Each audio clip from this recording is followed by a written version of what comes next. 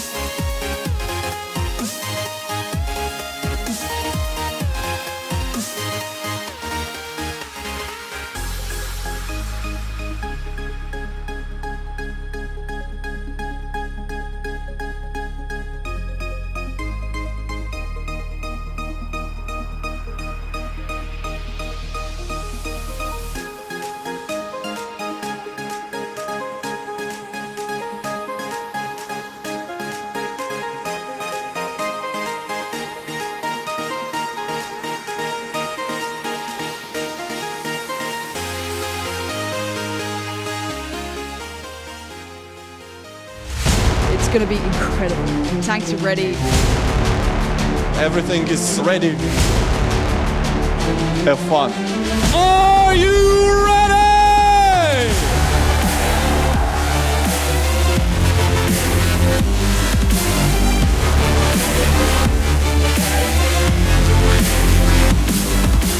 Which of these are the best? The engagement begins. Delight in a battle. Here's Shanish around the backside.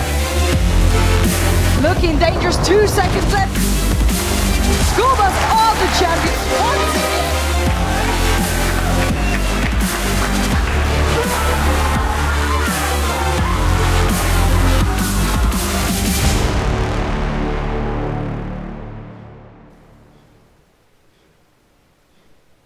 Alrighty, here we are. Good afternoon, guys, and welcome to today's ESL Asia Go4WoT Cup number 14. I'm GoGoGadget, and today we're going to be jumping right into the action with a match between the Mean Maori Mean. I was about to say Mean Maori Men there, but apparently they are not the Mean Maori Men. They are a team called Mean Maori Mean.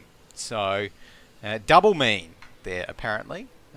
So Horsemen obviously going to have to watch out for that one. But they are doing battle against the Horsemen, who, well, let's be honest, it is a tough opponent. They are a tough opponent to get first up. We have, of course, got randomised brackets because we are jumping into the first Go4WoT Cup of July.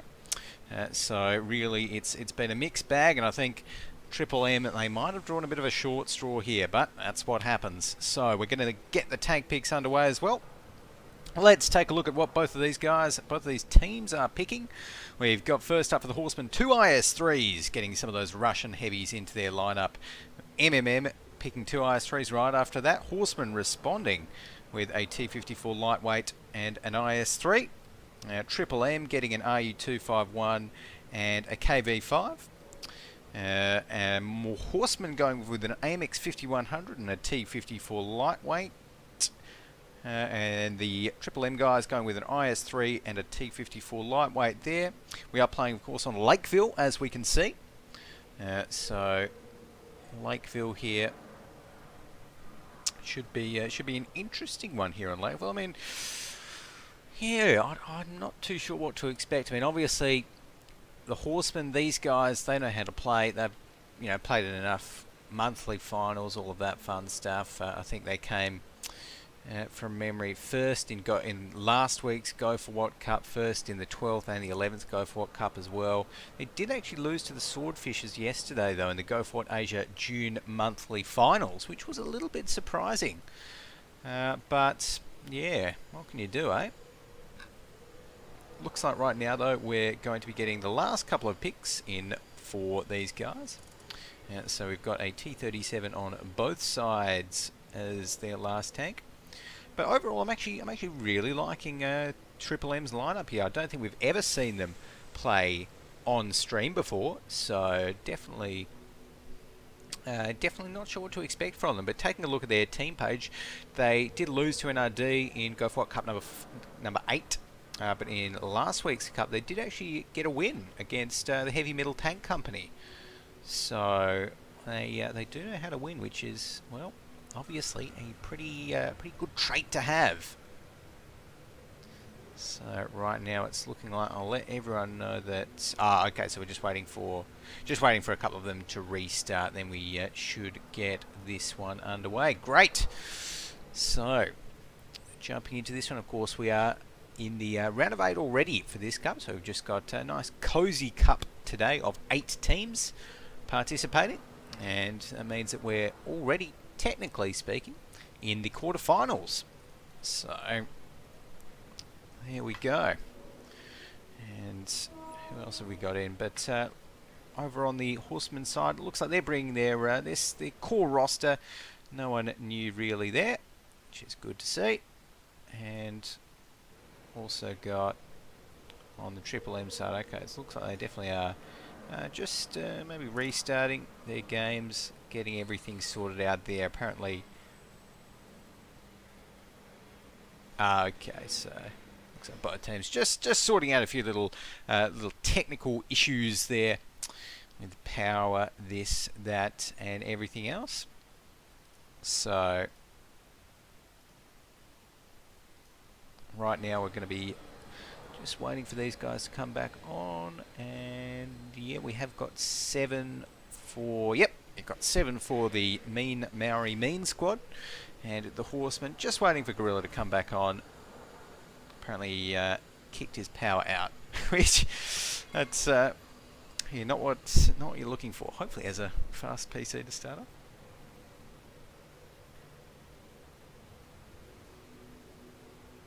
Okay, so there we go. It looks like Gorilla is back online now. Great to see.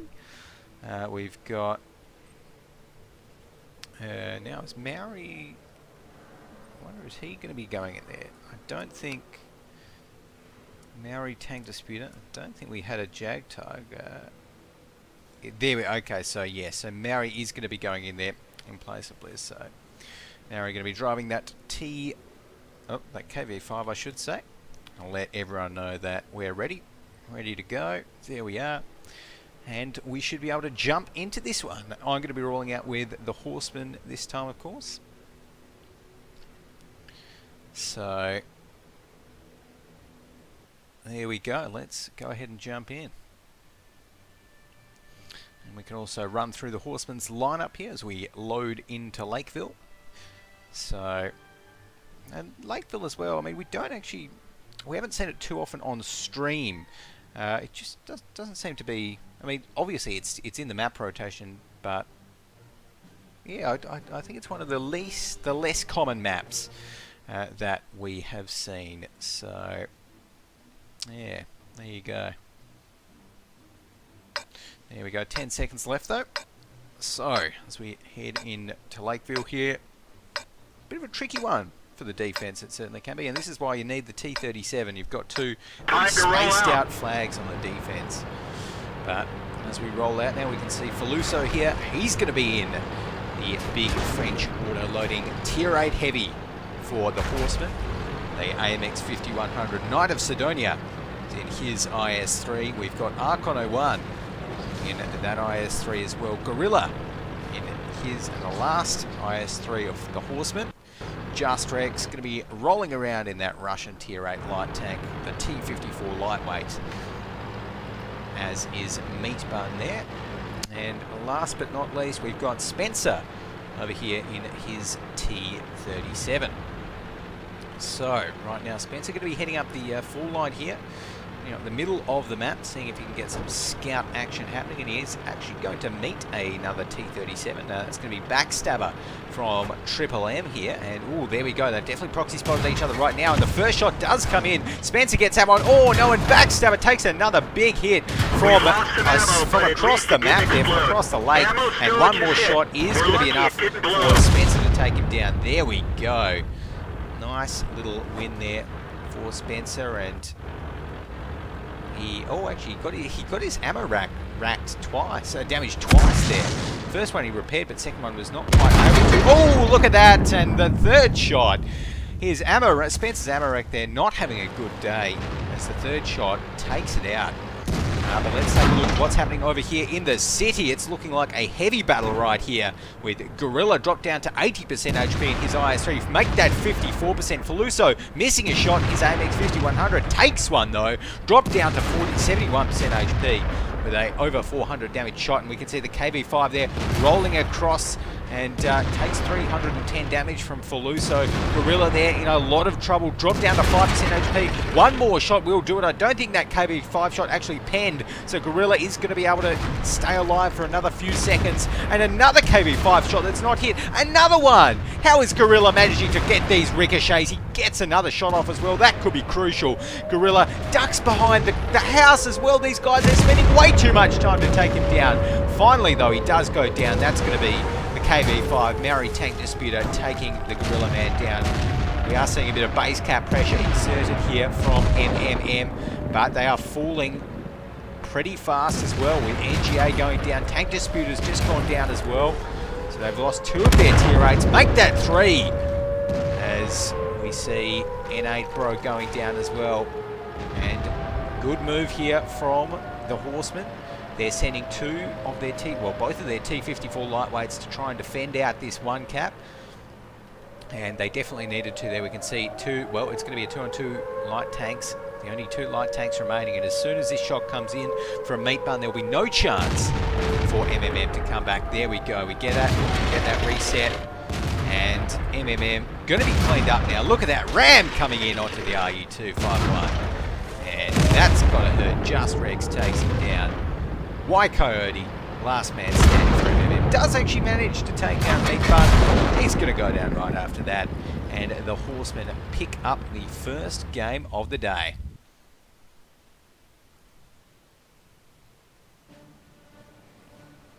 Okay, so let's take a look at the team score after that one. We've got up the top for the Horseman, Meat Bun.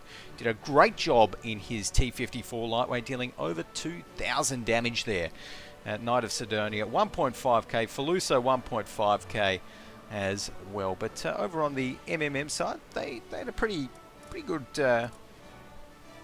little battle there as well. I mean, 3 of them getting over 1.1k damage. And that's going to be N8 Bro, Hostage, and WoT.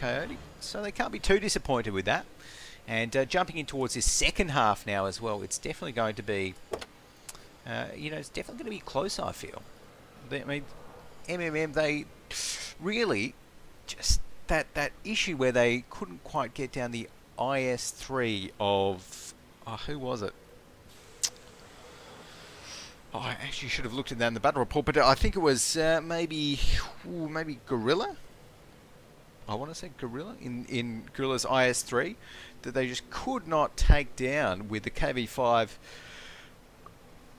and I think the IS3 of their own. Yeah, the IS3 of their own that they just could not take down. That really cost them a lot because they wasted about 3 shells on that. 3 shells of a tier 8 heavy tank. You're talking, potentially 1,000 damage there or thereabouts. So wasting that much damage on ricochets is definitely not what you're looking for. But right now we're going to be getting the tank picks underway for this next half. Of course, we are going to be seeing the Horsemen doing the attacking this time, and MMM trying out the defense here on Lakeville. And we're getting some similar tanks getting picked up as well. So looks like we've got 2 IS3s picked for both sides at the moment.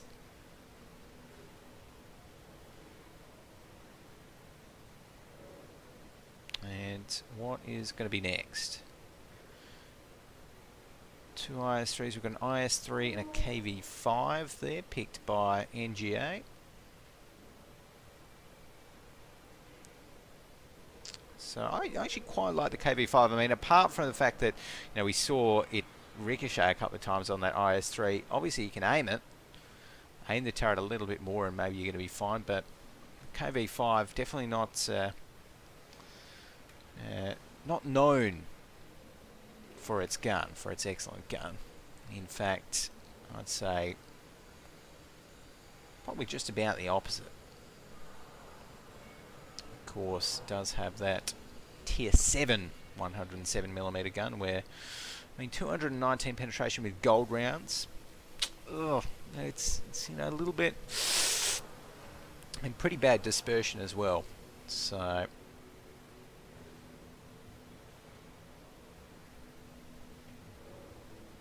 there we go. And right now we're going to be getting the next couple of picks coming in. So we've got a... Ooh, okay, that's interesting. On the attack, Horsemen are going for 2 T32s. Okay, 2 T32s.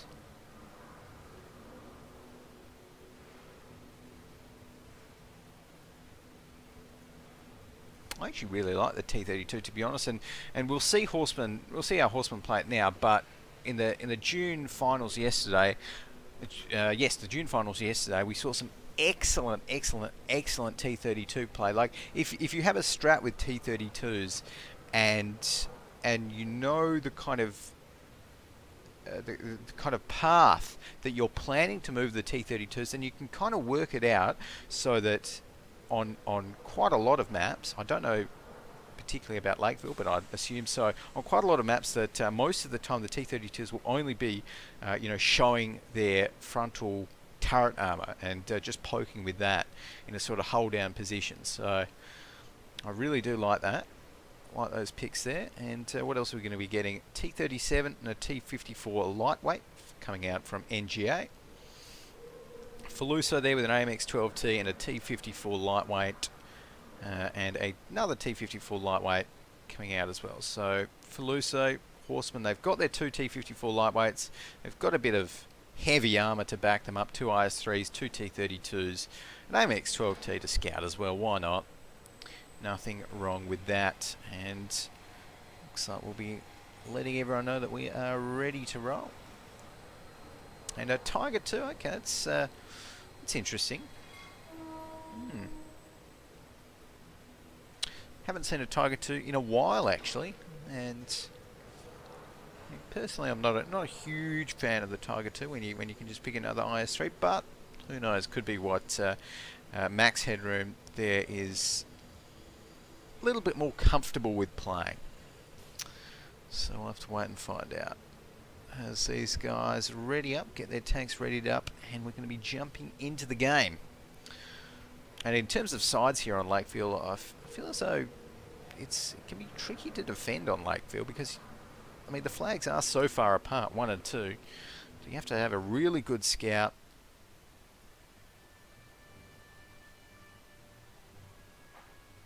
Okay, and Demos saying there that the game sound is really high, and ooh, I actually see that now, so let's go ahead and fix that. Oh, that's probably why. General volume level 100.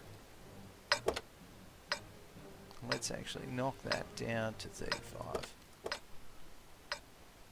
There we go. That should be a lot better now. So 7 seconds left on the clock for these guys. Get this one started.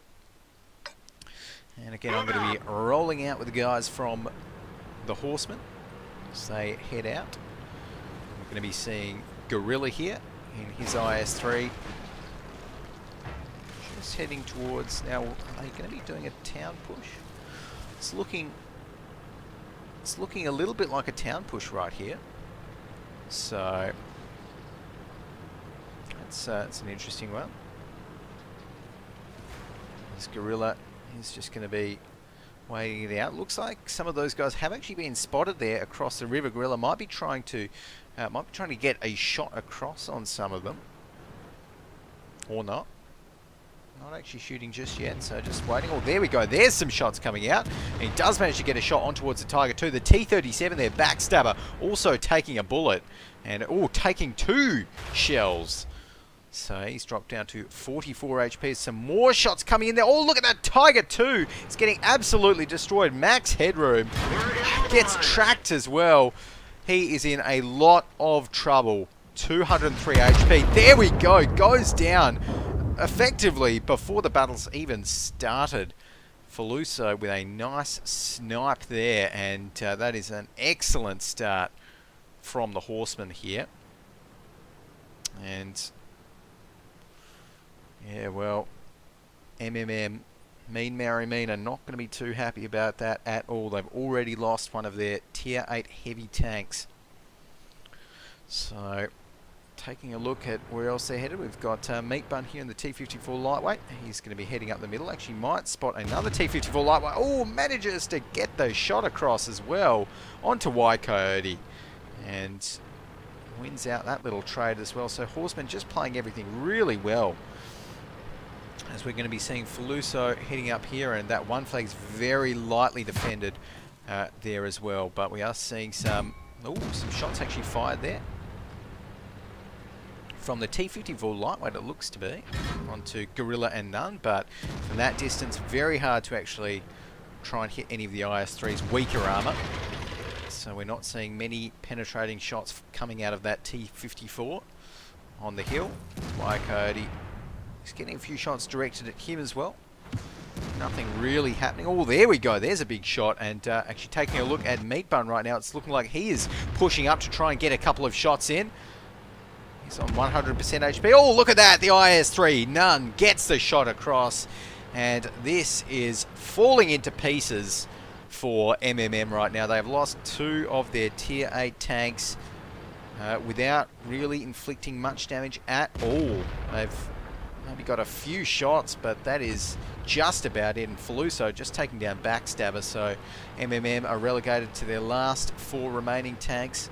Pretty strong tanks, but they're going to have to pull off something pretty miraculous to turn this one around, as Faluso now also putting pressure on the cap. So let's take a look over on the MMM side, seeing what they can do. They've got the KV5 here not doing too much. The IS3 NGA is going to be the next focus. He's dropped down to 73% HP. Make that 46 as he takes another shot from Nunn. Nunn's IS3 dealing the damage there. Drop down to 8% HP there. One more shot to do it. That's going to come in from the AMX-12T. We've got N8 Bro as well, heading up towards the cap, trying to get the cap reset happening, but it is not going to happen right here. And even if he does, he is going to be quickly dealt with. We can see even the AMX-12T there getting some nice shots across, and 478 damage dealt in quick succession to N8 Bro.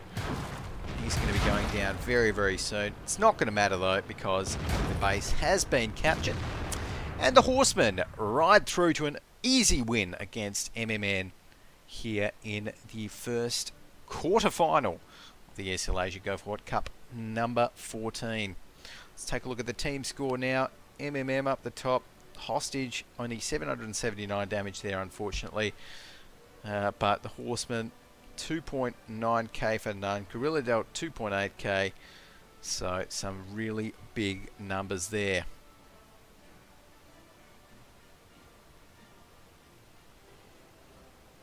There we go. So looks like right now we're going to be jumping off to a quick little break now, guys.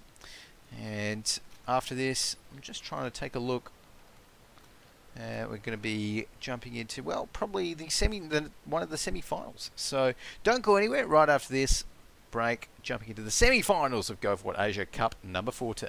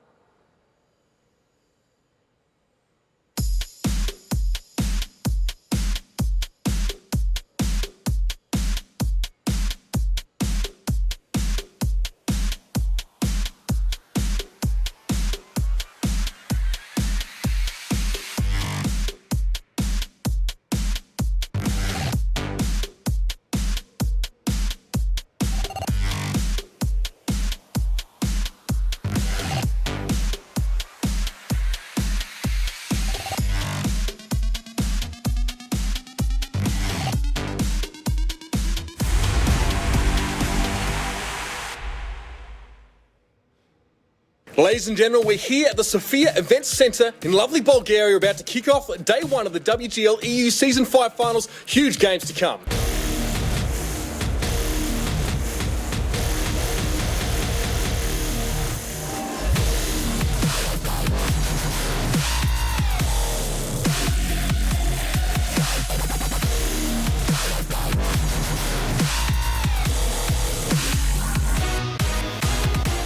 School bus pick it up at 5-1. A brilliant performance from start to finish.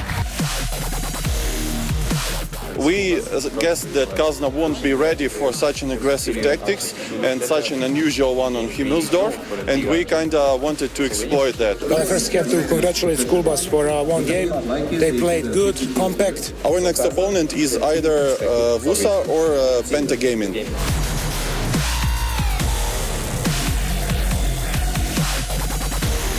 But Novak's last man standing, WuSa on the verge, pick it up, 5-1. We wanted to revenge, and we really prepared well for this match, especially for this opponent. We didn't play well, the focus fire was really bad, that's why we lost Ruinberg. First deaths are done, I think now will be only better, so I hope now we can win.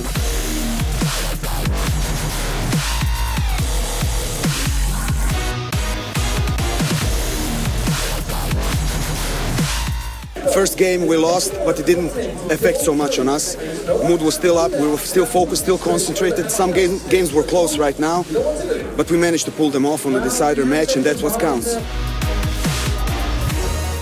And it's School Bus picking up the victory. We need to rest, we need to sleep, and we need to drink a tea. After losing first game, we won the last two. We qualified for the semi-finals. Our morale really got boosted after those victories.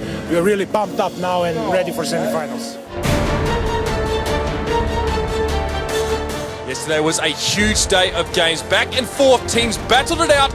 We are now down to 4 teams in our playoff day of play.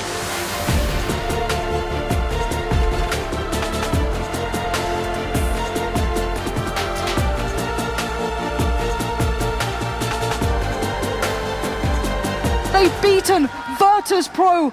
2 more shots and LD Nexus gets it. Kazna have made it to the finals. Unbelievable performance. Yeah, we are really happy that we won Virtus Pro. It's really amazing for us. Today our opponents were Kazna Crew and GGVP. We lost unexpectedly against Kazna Crew and won against GGVP.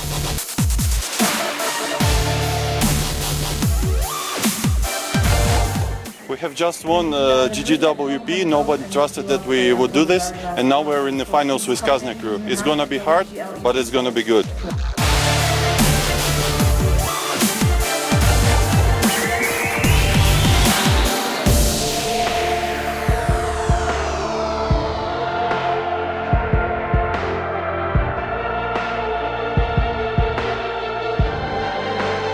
Normally looking aggressive, he just wants to remove some of these factors up north. He goes straight in towards roster.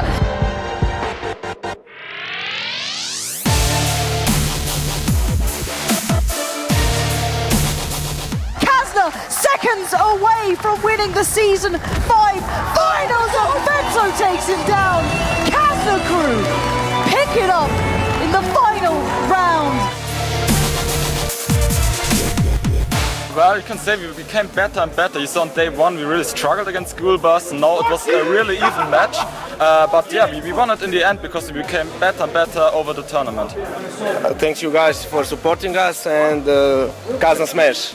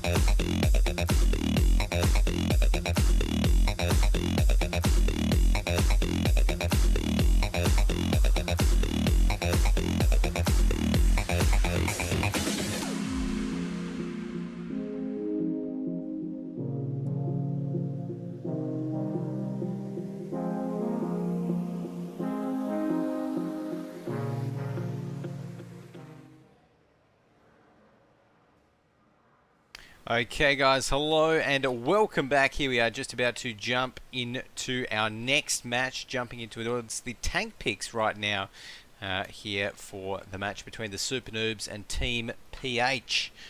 So let's take a look at what these teams have just started picking here on Ghost Town. And it's looking like Super Noobs, they're going to be going with 2 IS-3s first up on their side, going for those heavy tier 8 Russian tanks. Next up, 2 IS-3s picked for the PH squad. Nothing too crazy there. Another 2 IS-3s picked from the Super Noobs. So really looking to get as many IS-3s as possible here on Ghost Town. What next? We have got AMX 5100 and a 112. Okay, that's an interesting one. Don't see that every day. So yeah, I wonder how that's going to play out for Team PH. I'm just trying to remember the last time that we saw the 112 picked. Of course, the 112 is that Chinese tier 8 premium heavy tank, and it's essentially a tier 8 version of the 113 for those that know that tank, and does have pretty nice alpha damage on that cannon, but not great side armor, of course. And if you can manage to shoot its lower plate, then that is an easy bit of damage. Very lightly armored on that bit. So looks like right now going to be getting the next couple of picks in. We've got an M41 Bulldog there for the Super Noobs and an AMX 5100. So 2 IS-3s there for the Team PH and an M41 Bulldog for the Super Noobs to finish up their roster, which you know, we do see that quite a bit here on Ghost Town. We are used to seeing teams go for those 2 tier 7 tanks instead of a tier 8 and a tier 6, particularly when they're on the the defense or the attack. It actually does work out either way. But there we go. I'll let everyone know that I'm ready to roll and we're ready to jump into the game right here. So there we go. And it's looking like right now everyone else is ready as well. So yeah, I think a fairly balanced lineup, both of these teams, and it should be a pretty close one. Of course, if this game does go to a third map, then we're going to be playing the tiebreaker on Himmelsdorf, which should be pretty interesting. So as we load in towards the battle here, both teams on 0 all, of course. So I think just taking a look at the lineups, I mean, I do like the 2 M41 Bulldogs that Super Noobs are bringing into battle here. I would like to see them maybe go down the 1 line and then push through the J line, like we do see sometimes happen with T54 lightweights here on Ghost Town. I'd like to see, yeah, a bit of an interesting push around kind of this area there. Move out. Right now though, we're going to be rolling out, so let's take a look at the lineups as we roll out. We've got Tang in this AMX 5100, Call Me Tenchi, his IS-3, as is Kongsun 177, the last, and Ricky over here. Ken is in the Bulldog, and NT Lock is as well. On the other side though, we have got Kinu in that Chinese tier 8 premium 112. The AMX 5100 is being driven by Hardshelled. We've got Relax Agent in the IS-3, Baby Jelly in the IS-3, as is Jeff Hippon and ULAP over here. And Redmon 918 is in that tier 6 T37. So these guys on the attacking side on Team PH all heading out towards, looks to be a 1 flag right there, and it is also looking like the M41 Bulldogs doing exactly what what I think is a good move, heading down this kind of JK line, pushing out nice and wide. We did see this yesterday, this kind of strategy yesterday in the Go4WoT June monthly finals as well. So really, if Team PH had done their homework, they might have suspected it. It'll be interesting to see how well they react to these M41 Bulldogs pushing out behind them, because yesterday when we saw it, they did manage to get a lot of nice damage out on towards the back of the attacking team. So right now NT-Lock not really able to spot anything. He's going to be reversing up. Oh, there we go. We're getting some shots across, and it's looking like a little bit of scenery is being destroyed there, but there we go. Some shots on towards those AMX 5100s there. Lots of shots, actually. NT-Lock is immobilized, does manage to get the repair happening there, but forced to back out. I think overall, great move, though, from those two M41 Bulldogs, and they're still alive, so this is very tricky right now for well, for Team PH to deal with. They've got one AMX 5100 that is on 382 HP. So hard, just getting peppered by those tier 7 light tanks over there. And right now we're seeing some more shots fired across as, wow, the first one to go down is going to be hard shelled there. So already Team PH have lost one of their biggest damage dealers on the field, that AMX 5100, the French tier 8 heavy autoloader. So it's not good news for them. In the meantime, the Super Noobs are looking good right now. We can see this 112 as well, not looking too good either. Does manage to get a ricochet happening there, so Tangaroy not quite able to hit when it counted there, as it's looking like this 112 is in a very precarious situation, and might be trying to come down as Hien's just taken down one. NT-Lock takes down another, and it is really falling to pieces for Team PH here. They've already lost 3 tanks, haven't managed to take one down, and right now most of the Super Noobs are looking fairly healthy as well. Tang on 47%, but he's pretty well protected there as this IS-3 tries to poke around the corner, but he's going to get absolutely demolished when he does. That is going to be, oh no, Relax Agent, who's just gone down. Jeff Hippon now is going to be the next focus. 1k HP, that's going to be falling very, very quickly. Drop down to 45%. Kong Sun, Ricky, and Call Me Tenchi all coming around the corner. That's going to be Tang that takes him out. Baby Jelly and Ulap, the last man standing. And I'm not even sure if these guys from TPH are going to get a kill. They're not even going to get a kill in this first round here on Ghost Town. So Super Noobs there really asserting their dominance. Let's take a look at the team score as well. Up the top for the Super Noobs, Tang with 2.2 thousand damage on his AMX 5100 there. So 11 direct hits, 8 penetrations, and he's got to be pretty happy about that. And look at that. I mean, that's why you pick the Bulldogs right there. Seeing how much damage they can do to essentially the flank of that attacking team, Team PH, when they're able to get into that excellent position there. You know, when a tier 7 tank is dealing is the second top damage dealer, well, that's when you know you've got a good strategy. They're dealing 1.6 thousand damage for NT-Lock, and Kong Sun and Co doing pretty good themselves. So a bit of damage blocked by armor as well. On the other side, though, Relaxation and Kino, the only ones able to crack that 1k mark for Team PH. So now it is up to Team PH to get some more tank picks. And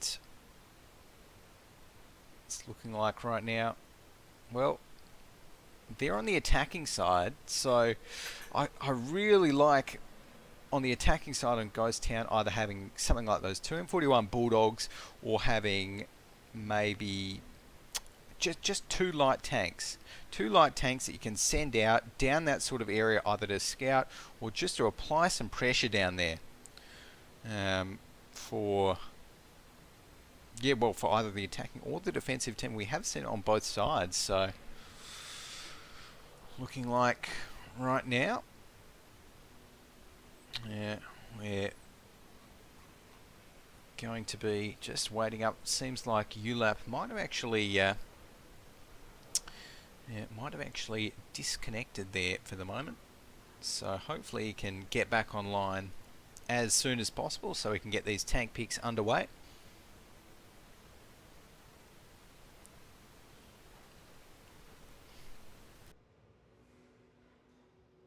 Right now, though, it's looking like these guys are just going to be readying. Oh, Hardshot's got an IS-6 there, which would be pretty interesting to see.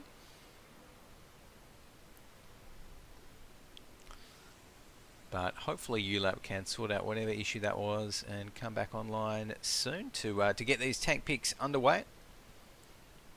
So we're not held up for too long here in this semi-final. And this is the semi-final as well, guys. So because we started off with a round of 8 in today's proceedings, we are right now spectating the semi-final between Team PH and the Super Noobs. In the meantime, the other semi-final, which is Immortals versus Horsemen, is going on as well. So that one, and I think the Immortals, yeah, actually that's pretty impressive. The Immortals, in their first round match, they actually beat out BTI to get to the semis. So it should be an interesting match between the Immortals and the Horsemen on the other side of the bracket. So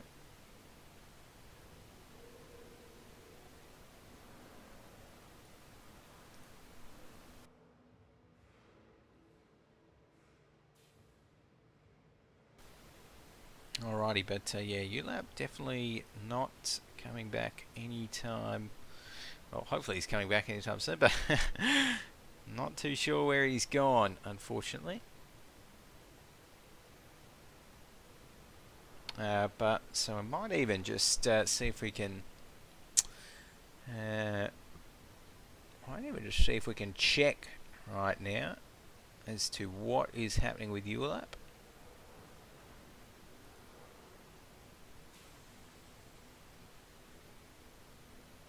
So we can get this one, get this match back underway. And yeah, some predictions coming out in the chat there. PX Nutcase saying, predicting the SN, the Super Noobs, should win this with ease. But Blah Blah there saying, no way, Team PH have got this. So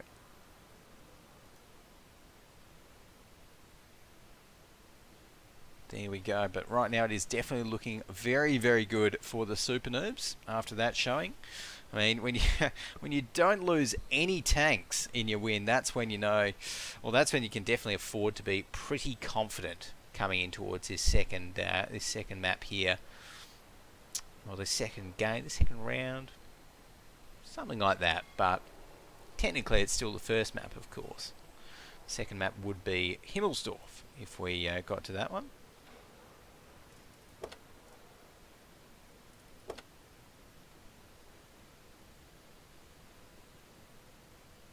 Alrighty, so let's take any ETA on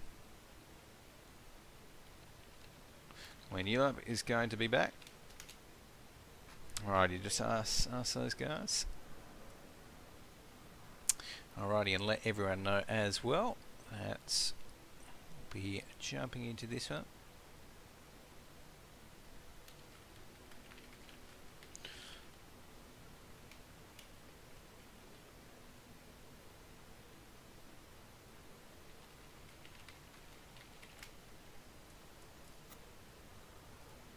Okay, so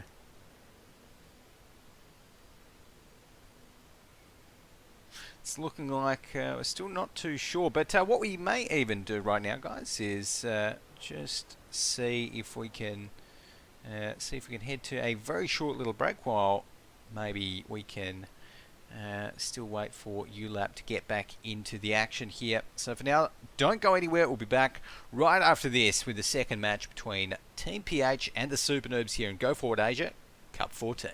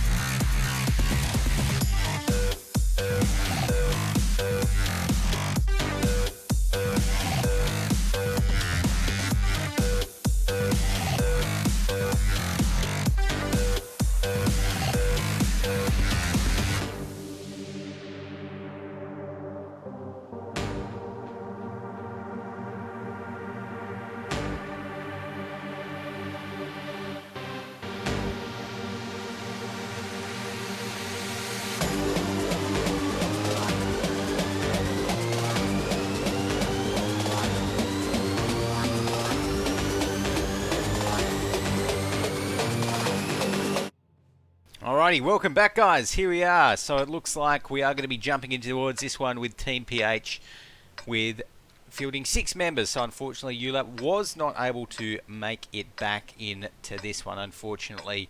So we have got well, a very undermanned Team PH. The good thing is they do have, you know, all of their tier 8 tanks. So technically, in terms of tier 8s, in terms of tier 8, technically they've actually got more tanks than the Super Noobs at the moment as we head into this one. But let's take a look right now as to where the Super Noobs are going to be heading out to here on the second match of Ghost Town. Now we've got Tank here with the AMX 5100. He's just going to be rolling out, and most of these guys... Okay, so yeah, Super Noobs just playing fairly similar to what they did last round. They've got 2 M41 Bulldogs, and they're going to be just heading towards that kind of 1-2 line there, and just splitting up. So again, really like that play from Super Noobs, and of course with one less member, without one scout to kind of spot those Bulldogs there, and again, it's going to be really hard for Team PH to know that they're there and to actually be able to react effectively. So right here we're just seeing Tenchi on the streets, might be actually trying to push up in fact, so a bit of a bold move there from Tenchi, but they do have their M41 Bulldogs coming very, very closely behind, and that IS-3 over there might actually have the first shot onto Tenchi if he's not careful. But Tenchi just edging himself in towards the cap zone right now. We've also got the last in the cap zone in that T32. There we go, some shots coming out. That IS-3 there getting dropped, getting absolutely peppered. 764 HP. No, 606 over there, dropping like a stone from the looks of things. Let's flick over to it. That is going to be, who's that? Redmon 918, who's just getting destroyed by those M41 Bulldogs up there. And in fact, lots of the Team PH guys are not having fun with Hardshelled here in his IS6. Dropped down to 50% HP. His driver's gone. He's on 37 HP right now. And one more shot will be enough to finish him off. Who's that going to come in from? It is looking like that one is going to... Oh, no, he's still actually alive. Tenchi, though, finishes him off. So right now they've been dropped to 4 tanks. Team PH not looking good at all. So Kino there in the Type 59. He's still going to be alive, but Relax Agent's just gone down. And again, I don't think this Type 59 is going to be working out too well for him. He misses his first shot on those fast little M41 Bulldogs there. We can't turn it. And he's gone down. So there we go. The last 2 remaining, Redmon 918 and Baby Jelly, both in their IS-3s, and the base cap has been captured anyway. So there we have it. Easy win there for the Super Noobs, taking that one out in style, very, very comfortably. Taking a look at that, and Tang, even though that was a base cap win, he managed to deal still over 2.3k damage, which is very impressive there. So hitting all of those shots, I think, yeah, 8 out of 8. There we go. And on the other side we had Team PH, Jeff Hippon there, 816 damage. Baby Jelly 779, but everyone apart from Tenchi in the last on the Super Noobs lineup did manage to deal over 1,000 damage. So there we go. And that's going to mean that, well, we might even see if, we might even see how the other semi-final between the Immortals and the Horsemen is going right now. And if that is still going on, we'll definitely have to jump into there, which shouldn't be too long at all. So for now, don't go anywhere. We'll be back after this short break.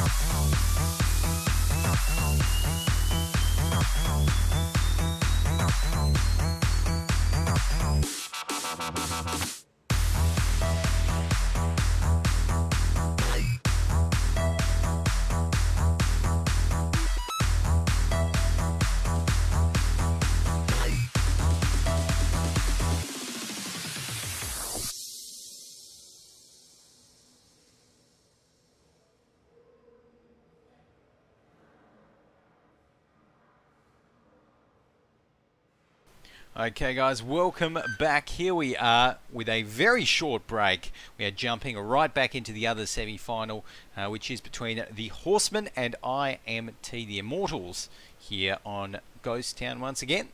So we are of course jumping into this match, which has had the first game of it played, with the Horsemen taking that one out. So the Horsemen at the moment are 1-0 up in this best of 3 series, and yeah, and the Horsemen are obviously looking pretty good. So let's take a look at the tank picks for both teams as they start to come in now. We have got on Faluso's side 2 IS3s picked up for the Horsemen. Next up was a T32 and an IS3 picked for the Immortals. The Horsemen then picked another IS3 and an AMX 5100. We've got 2 IS3s picked there for the IMT squadron. So both teams actually going with 3 IS3s, which seems to be a very popular tank on this map for good reason as well. Great alpha damage, you know, great armor. It's just an all-round solid tank. And of course on Ghost Town, it's not really one of those maps where you have to do a lot of moving.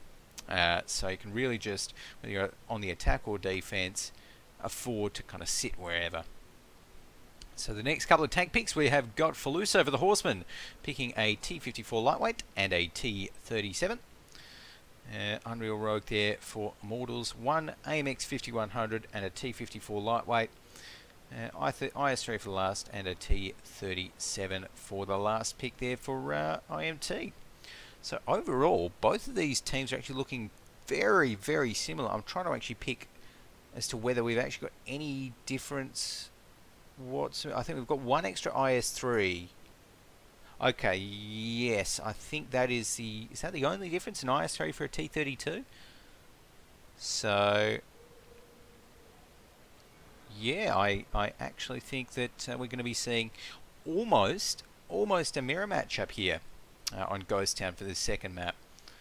So there we go, and I'll let everyone know that we're ready to jump into the game whenever as well. So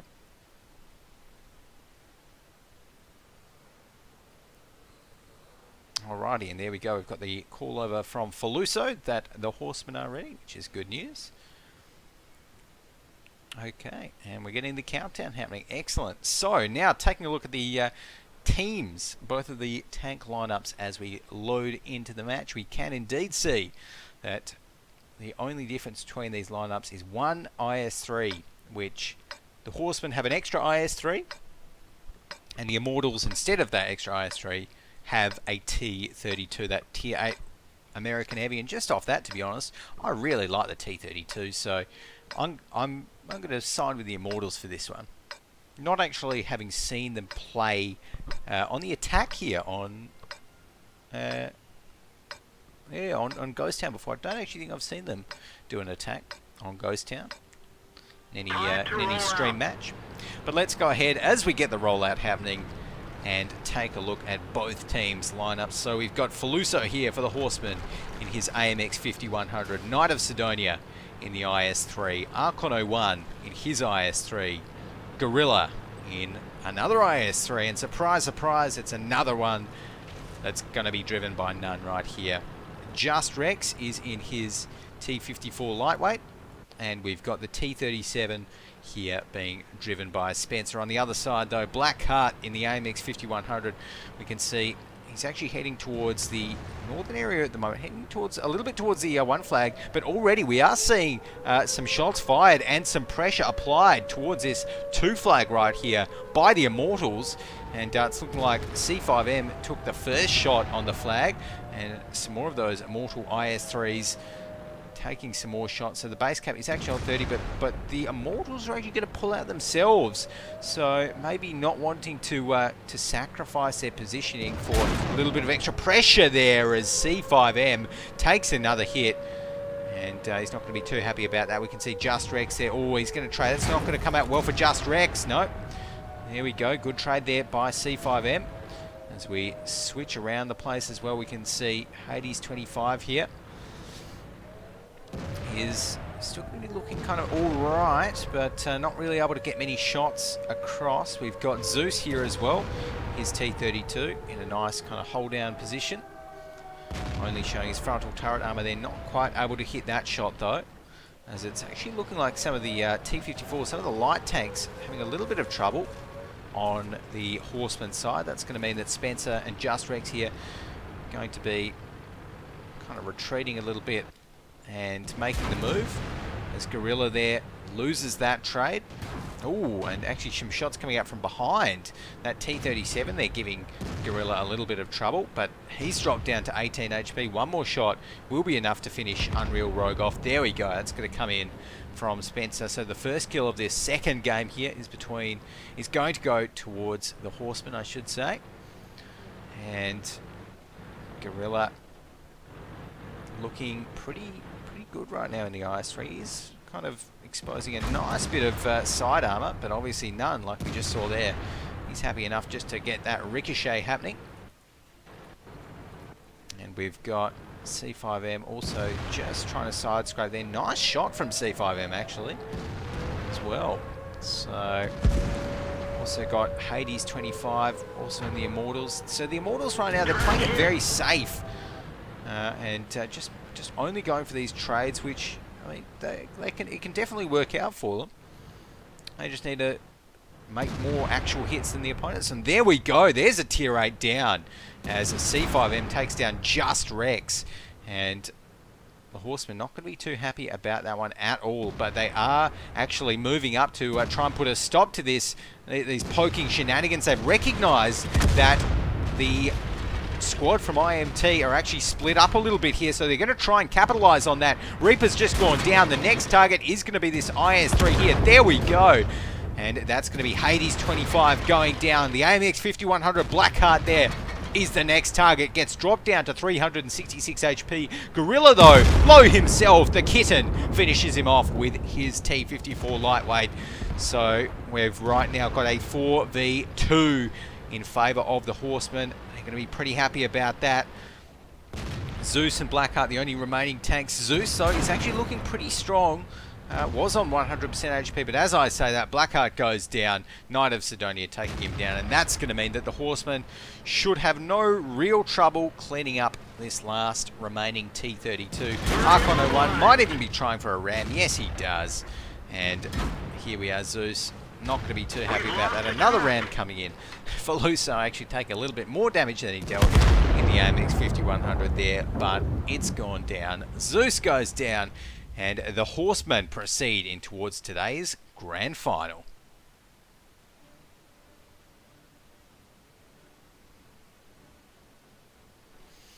There we go. So let's take a look at the team score right now. None up the top there with 2,100 damage. Feluso 1.7k. Gorilla 1.5k, as did Knight of Sidonia as well, also dealt 1.5. So overall the Horsemen looking super strong, and it is going to be definitely a bit of a challenge for the Super Noobs to beat them in the grand final, but I think we should see a nice and close final for sure. So that is going to be coming up right after this third place final.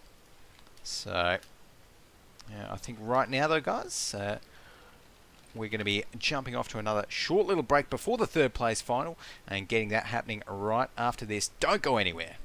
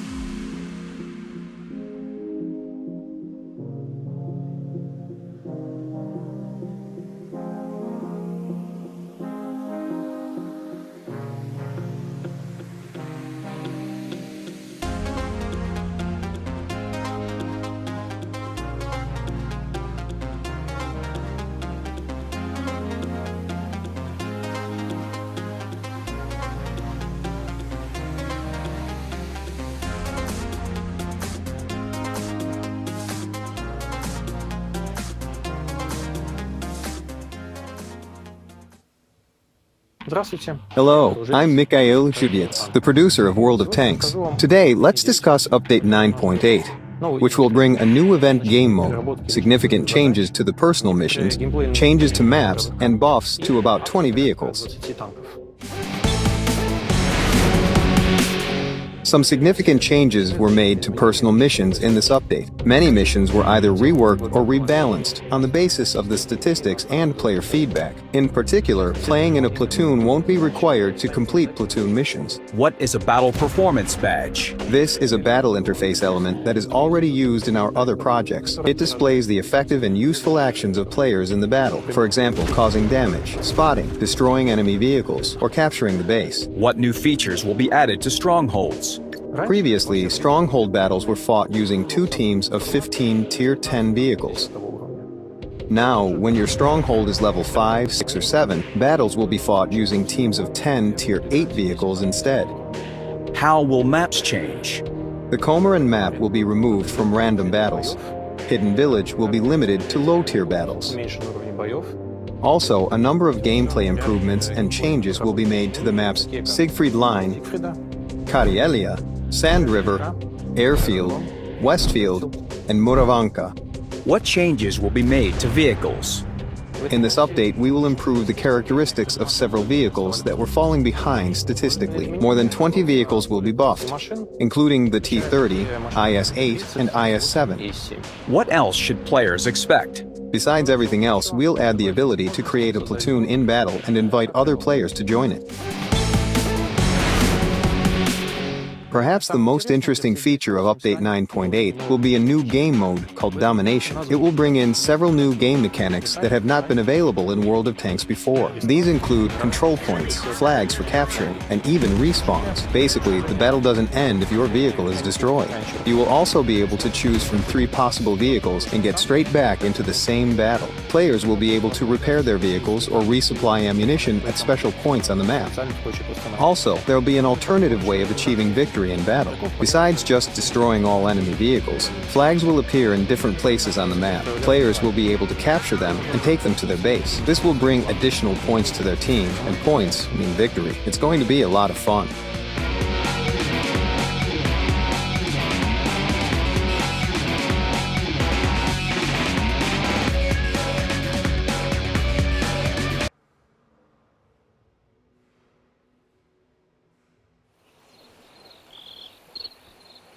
Seven minutes into the battle, and not a single shot. No one has even bothered to scout from either team. Well, friends, the amazing tank standoff continues. Both teams are employing full defensive strategies. Oh guys, come on! Destroy a couple of fences, maybe? Please?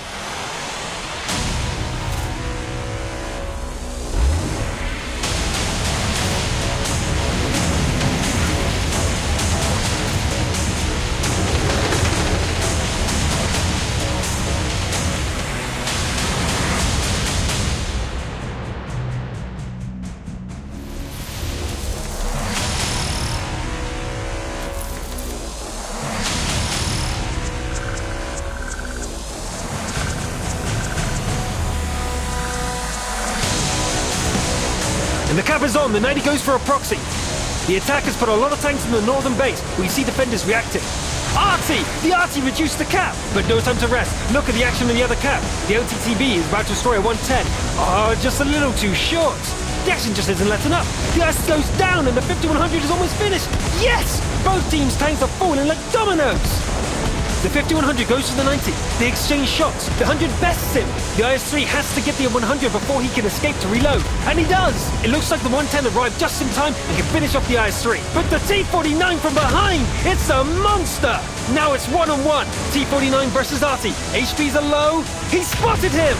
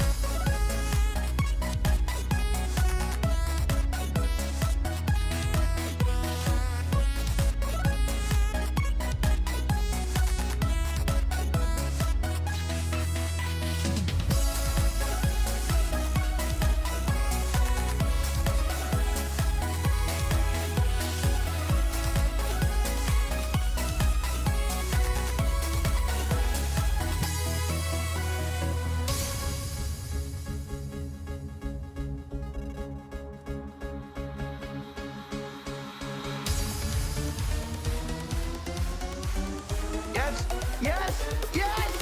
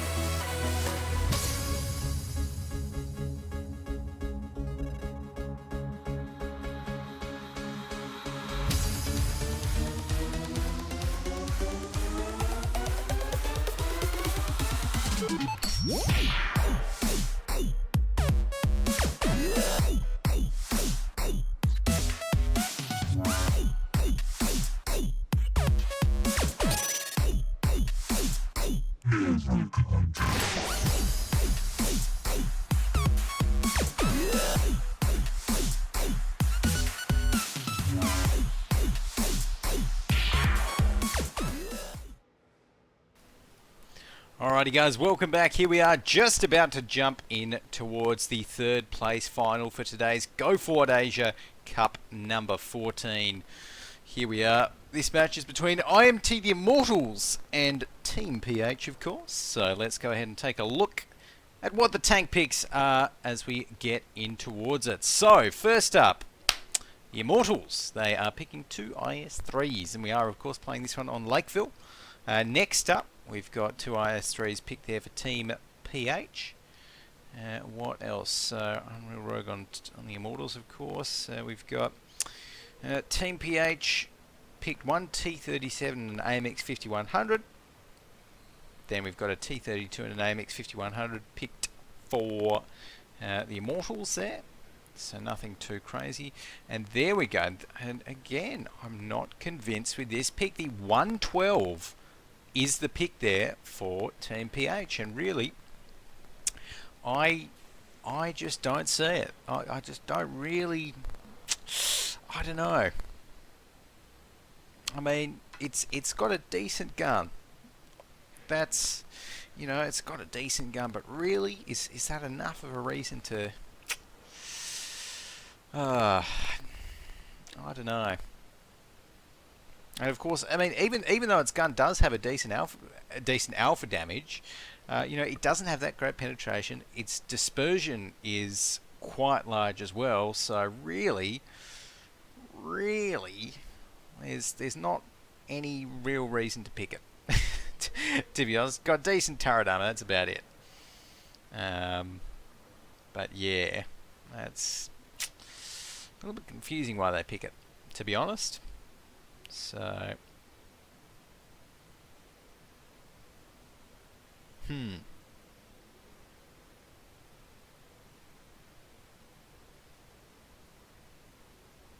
But anyways, next couple of tank picks that we have got. Let's take a look at those ones. So we've got a IS-3 and a T-54 lightweight coming in from the Immortals. Next up, Team PH picking an IS-3, and the last pick for the Immortals is a T-37. So overall, fairly standard lineups, apart from that 112 that Team PH are going with. We'll let everyone know that we are ready to go. Alrighty, and everyone else is looking ready. So that's the good news. And I think right now, just judging off those picks, I'm really liking the Immortals lineup just a little bit more. I mean, a little bit more standard, of course. It doesn't have the 112, but they've got a nice mix. I mean, they've got a couple of those IS-3s. They've got, I think, one T-32 is kind of like the right number to have. If you have too many T-32s, then it's, you know, you can kind of ignore them a little bit more. They've got the one AMX 5100 in there, the one T54 lightweight, so they do have just that tiny bit of mobility on their lineup. We'll have to wait and see how it plays out now as we load in towards the game here on Lakeville.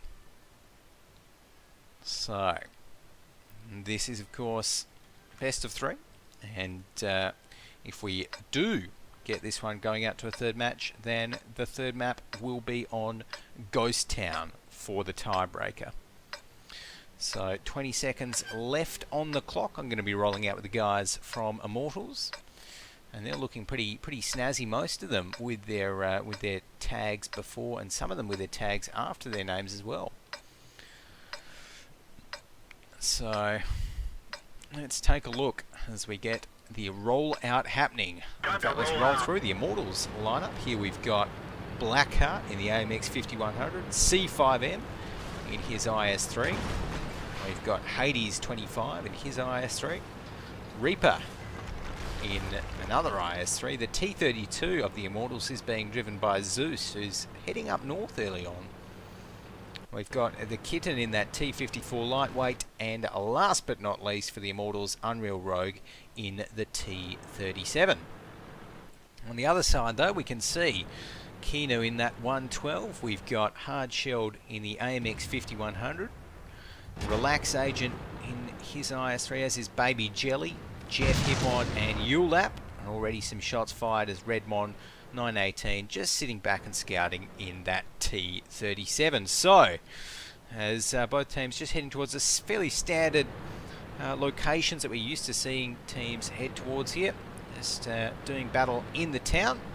We're going to be seeing some of these IS3s here for Team PH actually pushing up, getting some shots across. That's actually going to be Reaper taking a hit there. I'm not too sure how that hit, but must have been a very nice shot coming out from one of these Team PH IS3s there. So right now, looks like we're going to be getting these guys heading straight towards them. Oh no, that's not good. We've got Relax Agent there poking around the corner, and he pays for it. Oh no, he was just bumped by his team member. Might have caused him to miss that shot. That is not good news for Relax Agent. He's going to get dropped down to 271 HP, forced to duck behind some cover there, as the rest of his teammates as well are getting starting to get peppered by shots from the Immortals right here. And we can see Ulap, he's been dropped down to 72% HP. Hades 25 though, in a little bit of trouble himself, dropped down to 47. C5M gets the first kill of the match, taking down Relax Agent's IS3. As it's all happening here in the town. The first 2 kills go over to the Immortals right now though.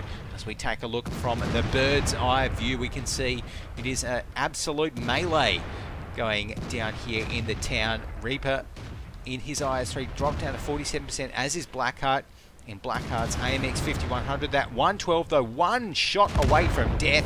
That's going to come in from the Kitten there, taking down Kino.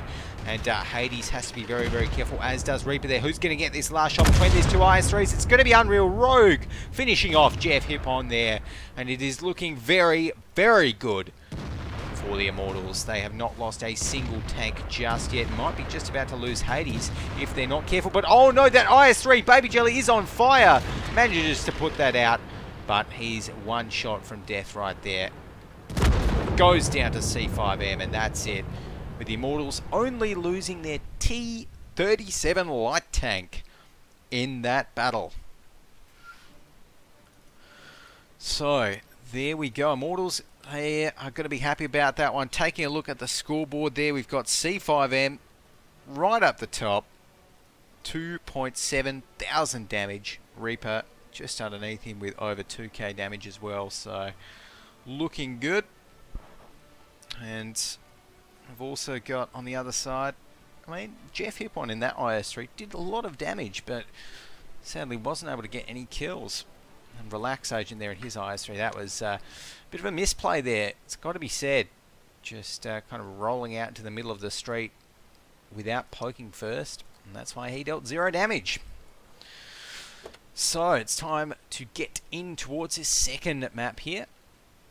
And oh, okay, so it's looking like we have got a DC. Yeah, I see. That is not good news.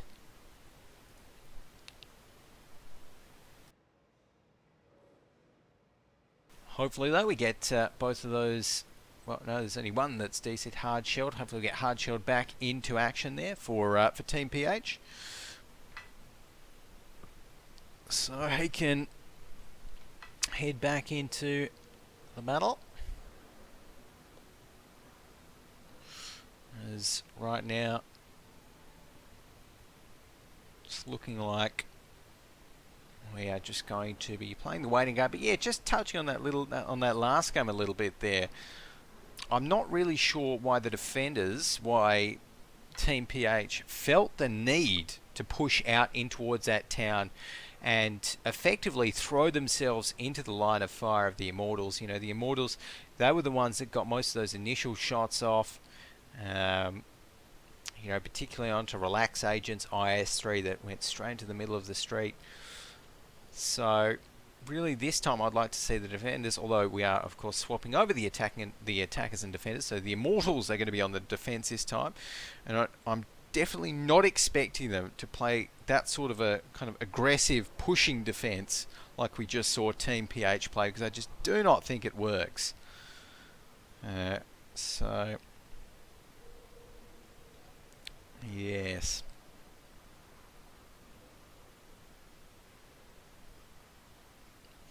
Alrighty, so it looks like we might be waiting for up to 5 minutes. So what we might just do, instead of me rambling on about nothing for 5 minutes, is jump off to a short little break and come back right after this once either Team PH has got their 7th member on, or once we get the half started anyway. So guys, don't go anywhere right after this Game 2 between Team PH and the Immortals coming up.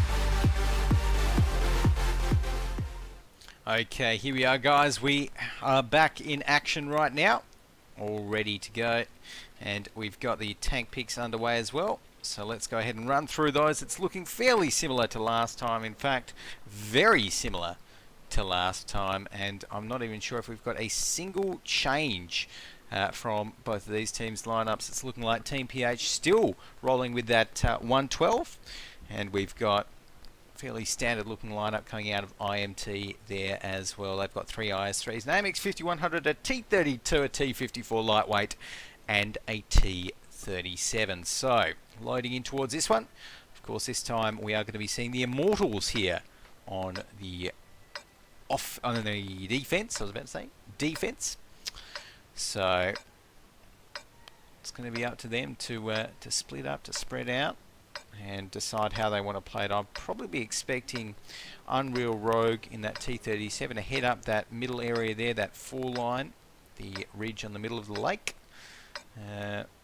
Be interesting to see where they send Kitten as well. Could be over towards the 1 flag. Could just, you know, help out in the kind of city defense. Alternately, we could again see Kitten head up that 4 line. So I'll be very interested to see what comes out of it. Right now, though, the Immortals are rolling out. Oh, look at this. This is interesting. Very interesting. We're not actually seeing... Okay. We are not seeing what looks to be a town defense here coming out of the Immortals. So instead, they're just going to be sitting way back and going for a bit more of a neutral defense up there, which yeah, I actually don't mind that. I think that could definitely potentially work out for them. Of course, that's one of the things when you pick a team of heavy tanks, like obviously Team PH has done here, and heavy tanks very popular here on Lakeville, is that these teams, they can afford to sit a little bit back in some spread out positions, because by the time that one of the opposing team is spotted out, then they're going to have so much time to rotate that it should actually be fine. So right now, let's take a look where these guys are going. We've got Redmond here. He's in a bit of a slope at the moment, so he's playing it safe there in the middle of the map. And we are going to be seeing a 2-line push right here. This is going to be interesting to see how this turns out for Team PH. They are definitely going to be committing to it, and I wonder if IMT are going to be suspecting it now that they haven't actually seen anything. They have got the Kitten here in a very nice spot, of course, just waiting for anyone to poke over that hill. Question is, who is going to poke first? Let's have a look. In fact, let's jump into free cam mode as well. As we see, it's looking like... do they have a... No, yeah, that's the issue. Team PH, if they had a T32, then the T32 would be the perfect tank to poke over the hill, just with the turret. But it's looking like it's probably going to be an IS3 instead, so... As they are very slowly heading up towards there, it's looking like... There we go. Okay, so the Kitten has spotted them out there, gets the first shot going, and it's going to be all hands on deck here for the Immortals. And let's take a look. Will they rotate? Yes, immediately, just like that. You can tell the call over comms has been made for the Immortals to rotate. They're all heading straight towards that 1 flag there, and by the time Team PH get on there, they should be in kind of just about all right positions to defend it from, unless they get caught out. No, it's looking like they should be all right, I think. They've got 3 heavies coming over here, so yeah, it's looking all right for them. So there we go. Got those heavies just heading up there, as the Immortals have got, sorry, Team PH have got all of their tanks up that little kind of ridge line there, all of their heavies, and starting to get a couple of shots across. That AMX 5100, though, we can see already has about 300 hit points of damage applied to him. So another IS3 there as well, not looking too flash, but that is going to be one of the Team PH guys starting to actually enact the cap. It's going to be Jeff Hippon here. So Jeff Hippon's definitely going to be the focus of the Immortals whenever they decide to try and break this attack on towards the 1 flag. Now, interestingly enough, we're seeing right here the Kitten is going the long way, so he's going to be trying to go right around to help stop those heavy tanks from behind, which Not too sure how well that's going to work out. It's going to take quite an amount of time. Although, with only one tank in the cap zone right here, the Immortals do have lots of time to play with. So, and of course those T-54 lightweights, very speedy tank right there. So we're just seeing some more shots fired across. Both of these teams just trying to trade it out. I don't think we're seeing much damage actually applied though. Oh, as I said, there we go. There's a hit from one IS-3 onto another. Oh, Hades gets it. Over 800 damage there applied to Hades 25 in his IS-3, but we do see the cap reset there, so good news for the Immortals. They've got more time to play with as we're getting the Kitten there. Oh, there we go. Excellent positioning there from the Kitten, able to get some shots across from the top, and that's going to be the T-32 of Zeus destroying Redmond 918. And whilst that is only a T-37, that is a little bit of cap pressure that Team PH have lost as the first tank of the battle goes down. The second might be following in short suit right here as we see an IS-3 of Team PH getting dropped down to 295 HP. That's going to be a shot ricocheted on his frontal turret armor though. One more shot, or maybe two, will definitely be enough to finish him there. Oh, that one's going to miss as we see the Kitten there. A little bit of pressure being put on towards him, as this is just not looking like a great situation for Team PH to be in right here. They're kind of getting closed out between a rock and a hard place as the Kitten takes down Hard Shelled. They've suddenly just lost an IS-3 and an AMX 5100 there on the Team PH lineup. That's a lot of firepower down. And the rest of their tanks, well, some of their tanks are not looking too healthy. There we go, ULAP goes down. We've also got Relax Agent there on 7 HP. One more shot will be enough to finish him off. That's going to come in from the Kitten.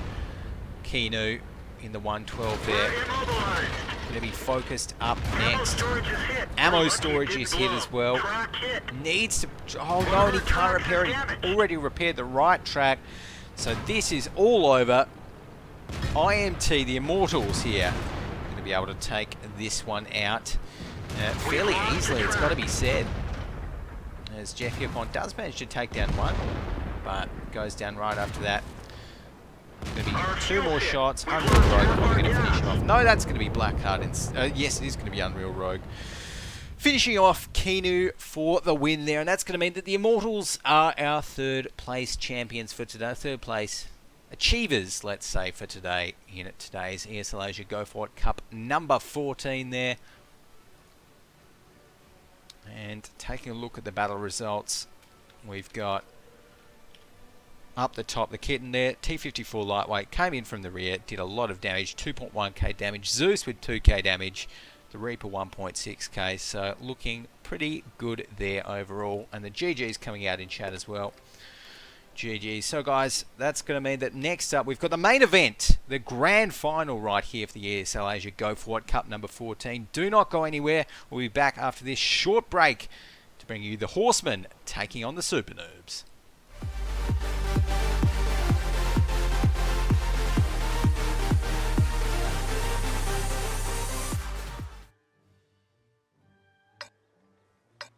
Просто отвернул. Нет названия такого, что может. Есть засвет. Вот здесь Госу минус Кроводрон успевает. Хорош.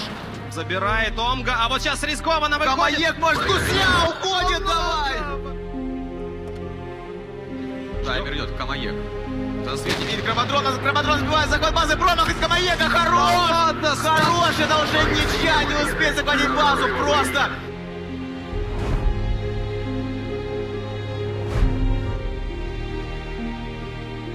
这边的杠三应该哇90多了，打飞了，打飞了，我去，哇，打飞了，都被打断了。Oh my gosh, that is so sick. He's trying to line up that final shot. Lewis Captain staying right between the buildings. He's just unloading Captain. One more shot. Oh, he's gonna get it! He's gonna get it! The Tractors are decisive in this battle. Tanakia goes down. Batatanks is still alive. Oh, Batatanks, wow, he's still alive there. Yeah, he's still alive. Yeah, look at Truman actually completely blocking the castle.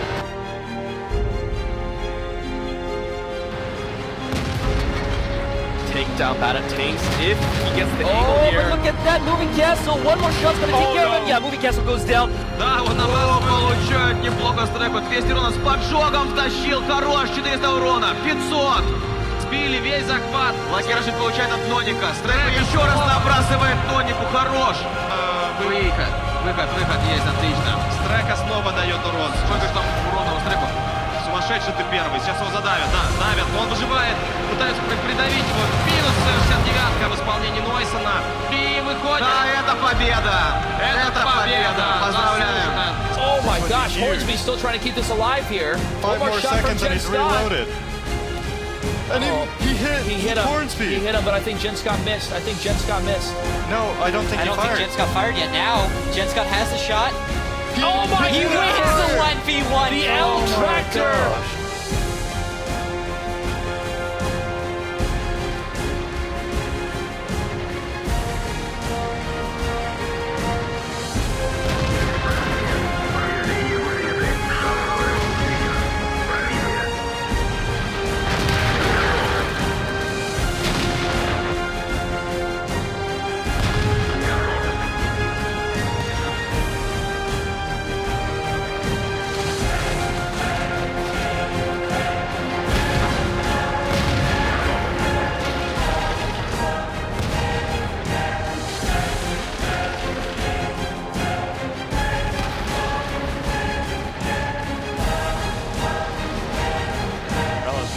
Coach, he does. He's in the 4-1-6.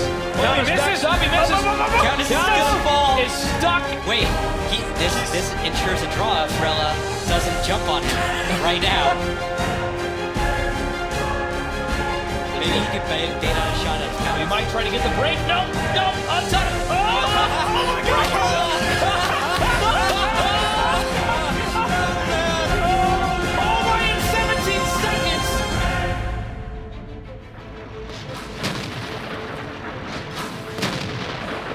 Can you really do? Whoa! He's going to shoot him here in this engine. We could have got a T1 kill here. Red Bull getting low. That's going to be shot down, but the turret may be out of position.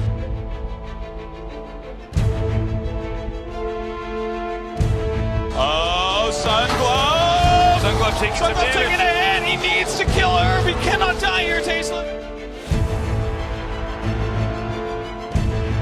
He's trying to bait out a shot. He baited out a shot. Oh, but he takes a hit. He takes a big hit, and he goes down. Oh, unbelievable.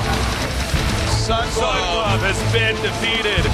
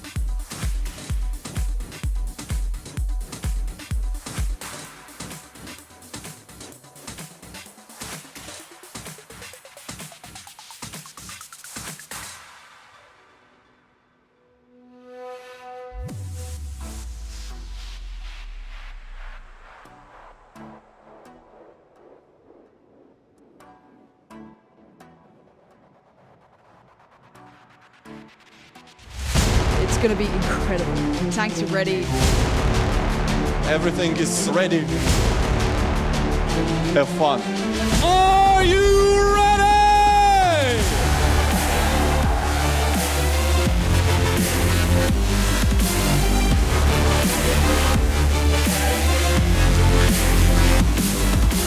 Which of these are the best?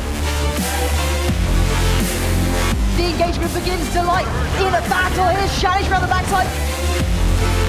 Looking dangerous. 2 seconds left. School Bus are the champions once again.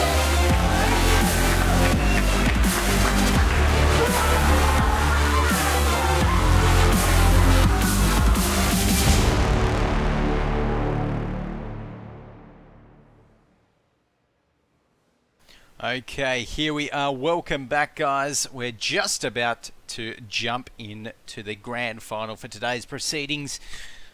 This is the Super Noobs taking on the Horsemen here. We're getting the tank picks started right now, so let's go ahead and look at those. If you're just tuning in, I'm Go4WoT. We've seen some fantastic tanks play today, but it's all going to come down to this. So, starting off from the top, the Horsemen are picking first. Of course, today's grand final is a best of 5 on Lakeville, and Faluso first for the Horsemen has picked 2 IS-3s. We're also going to be seeing 2 IS-3s picked there from his opponent, the Super Noobs. Horsemen picking a T-54 lightweight and a T-37 right after that. Super Noobs going with an IS-3 and a T-37. Nothing too crazy there. What else have we got? So we've got... Let's have a look. I want to say you probably see maybe one AMX 5100 on either side. The Horsemen already have the T-54 lightweight. Super Noobs are less likely, I feel, to go for that T-54 lightweight. They still might, but they are on the attack this time as well, so wouldn't be surprised if they just didn't go for that that T-54 lightweight as well. So it's looking like we are going to be getting... Okay, so next up we've got Faluso there with a 5100 and an IS-3, like we suspected. Call me Tenchi for the Super Noobs picking. Okay, so Super Noobs are going to be going with a T-54 lightweight anyway. Going with a IS-3 and a T-54 lightweight there for them. So looking fairly standard so far, nothing too crazy. And from these teams, these well, the top 2 teams in Asia this week that are participating, I know that a few of the other teams had a few clashes with their WGL matches as well. So I know that I think WGL is also potentially on right now, so that also may be why, yeah, the WGL KR stream is also live, so there we go. But right now it's up to the next couple of tank picks, so let's go ahead and take a look at what they are. Up to the Horsemen to pick those ones. Let's have a look. What are we going to be having next?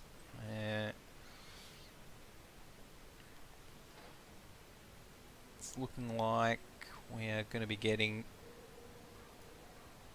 T-54 lightweights. Okay, so both teams going with 2 T-54 lightweights. A little bit of extra mobility, all that good stuff. So pretty good idea overall. And yeah, that means that once everyone is readied up and in the correct tanks, we should be able to get this one underway and kick it off. So we've been going fairly fast today. Actually, it's been quite a quick little cup, so to speak, which is always good. Never like having too many delays, so it's good to have. But while we're just waiting for the teams to ready up, guys, remember you can check out at ESL WoT on Twitter. Give ESL WoT a follow to be notified whenever we're going live with any ESL related World of Tanks activities, all of that fun stuff. And I'll let the teams know that we are ready. I'm ready, Horsemen are ready, and Super Noobs have called to wait, so. Alrighty. So right now, looks like Super Noobs just... yes, even a fight with an E5. Yes, that would be a little bit unfair. But I tell you what, there's an idea. If we ever do any like handicap matches for lower seeded teams, you know, we could make it so they could bring in a tier 10. There you go.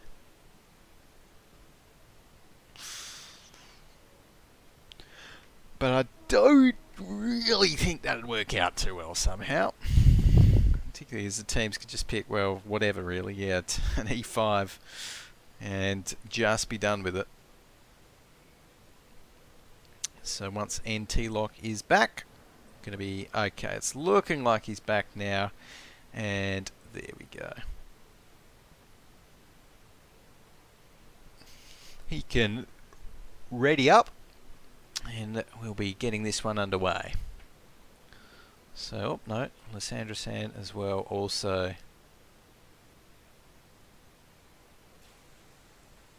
just waiting. So right now, once both of those guys have readied up, we should be able to jump into it.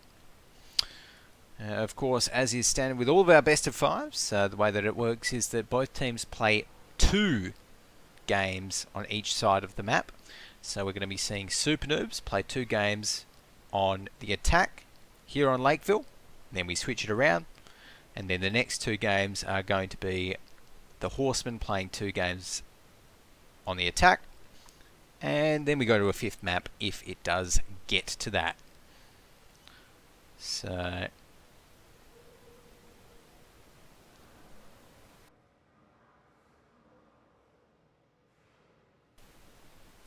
alrighty, so we've got the ready called over from Super Noobs, which is good news. So we can get this one started up whenever.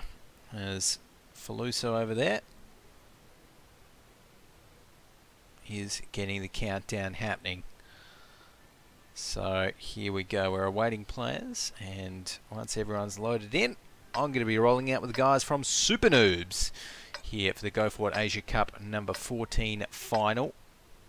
We've got 21 seconds left on the clock before we start this one off. Alrighty.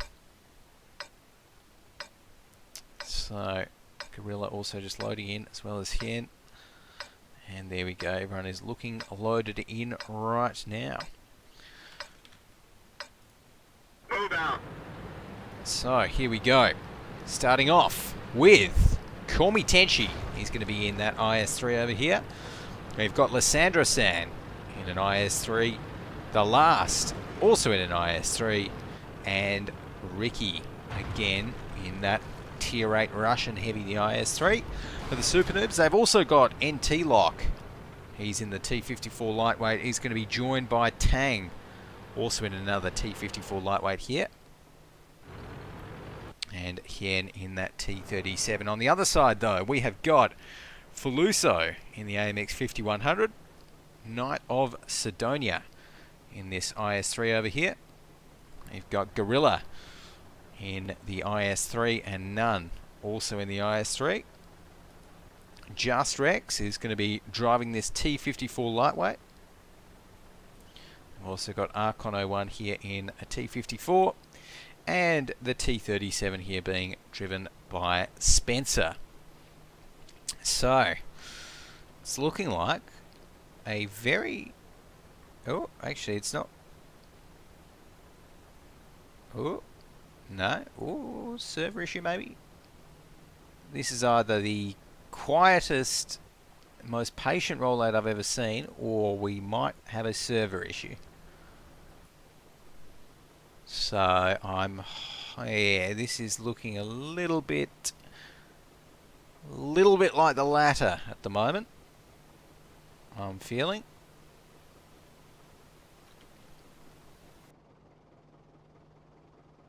Which isn't good, so I think these guys probably I'm going to give this another 10 seconds, and if nothing's happened, we're going to have to disconnect. So let's have a look right now. It's looking like, yes, it probably is a server issue. So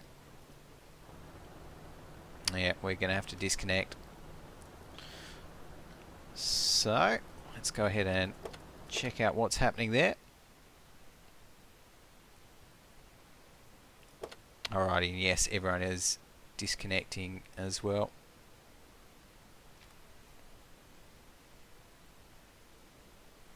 Alrighty, so it's looking like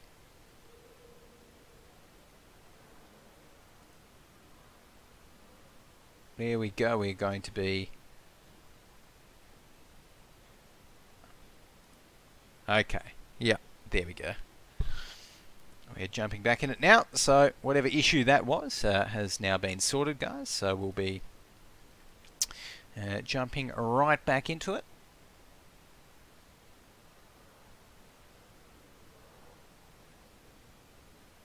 So right now as well. There we go. We're loading back into it. Now I don't think we saw anything particularly crazy outside of that as well. No, and no crazy strats coming off right from the start of the round.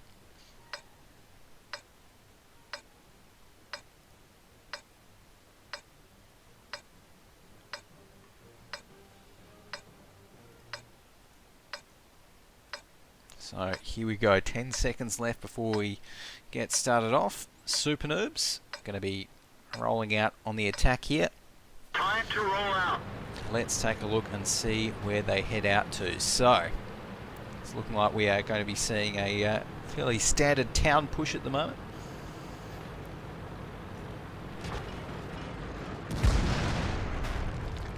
And there we go. We've actually got some shots already fired with Call Me Tenchi, just clearing out a bit of scenery there, a bit of destructibles, all of that fun stuff. Rolling over those explosive barrels, which we like to see.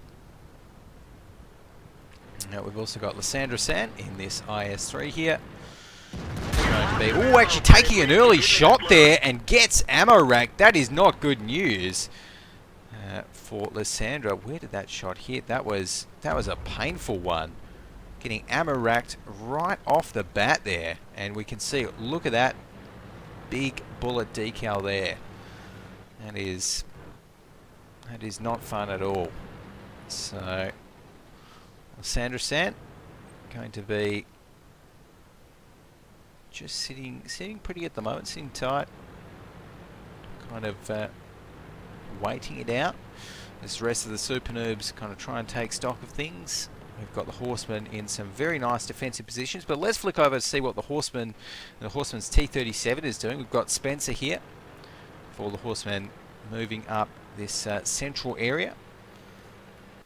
They are also have sent their T-54 lightweight Just Rex here. Oh no, this isn't good news. I'm not liking this because the Horsemen do not actually know that Super Noobs have sent two T-54 lightweights up towards this one flag cap right now, and they're actually going to be coming right up on towards the cap, and Just Rex now has spotted them. So it might be a little bit of danger if they both decide to come out and try and attack him next, because there's only one of him and there's two of them. He does actually get the repair on the track happening, so decides that he cannot have that. Oh, 349 damage from behind.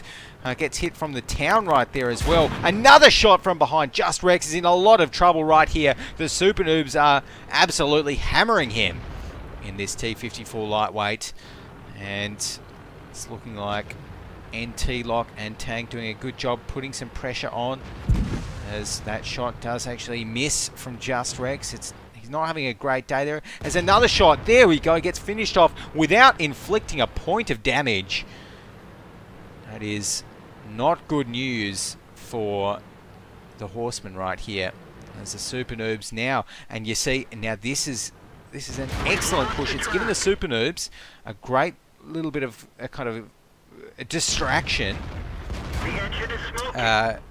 So that now the Horsemen, they're all pushing up towards this one flag here.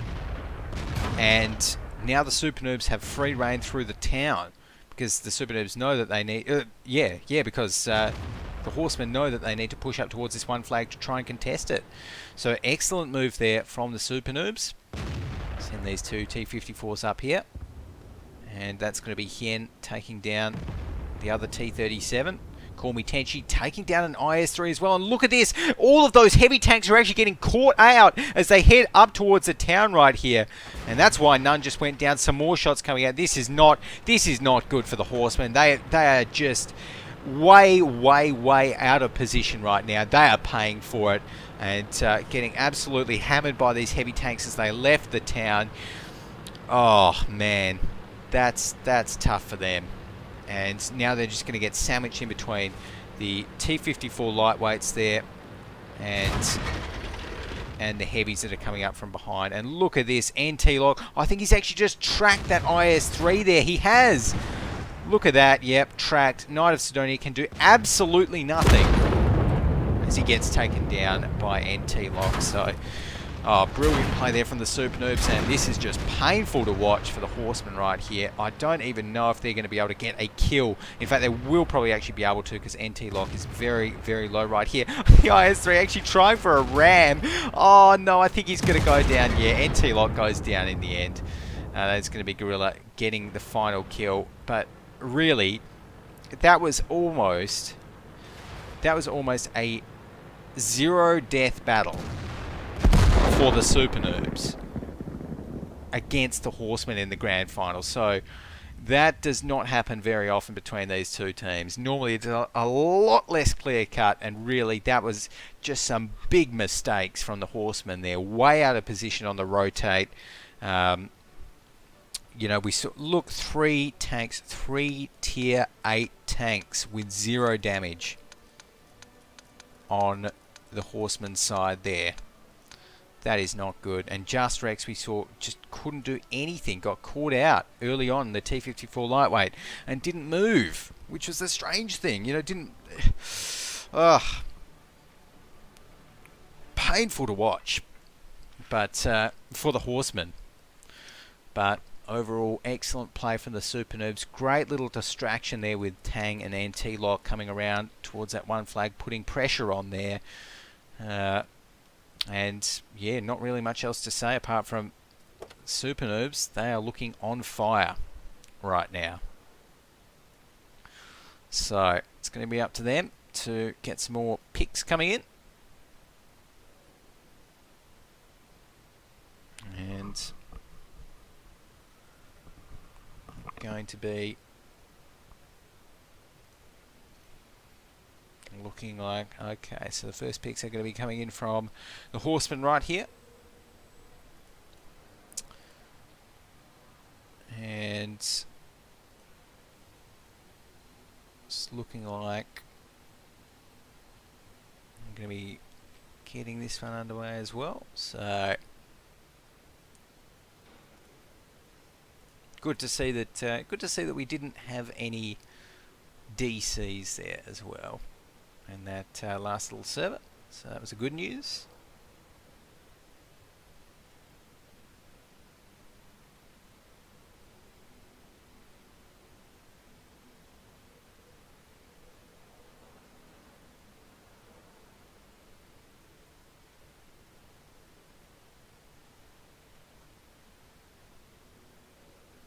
But right now we're just going to be waiting up for those picks. So we've actually just need to get Horseman picking now. Come on, Horseman, you can pick. I don't actually think we're going to be seeing anything kind of different or crazy. So probably just be expecting some fairly standard stuff coming out. So, you know, AMX 50-100s, maybe a couple of those. Lots of IS-3s, of course. Teams really seem to love IS-3s here on Lakeville. And for good reason. They're a very good tank on this one. So, right now the first couple of picks, IS-3s, surprise, surprise.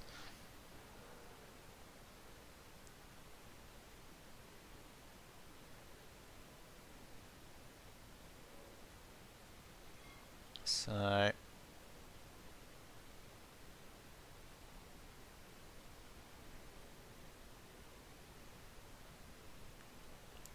right now we've got another couple of picks. IS3 and a T54 lightweight coming in there.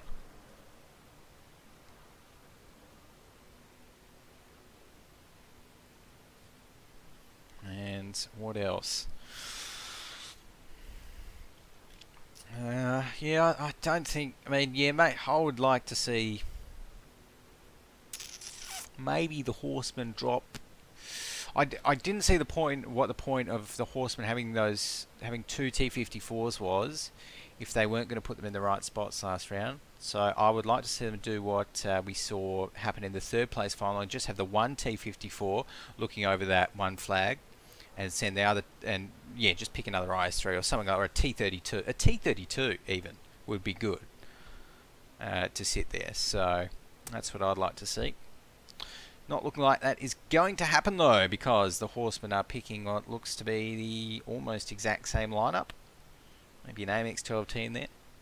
For all intents and purposes, it's pretty much the same lineup there. So let everyone know that we're ready to roll, and should be able to get this one underway. Of course, this is a best of 5, so the Super Noobs need to win 2 more games for this one.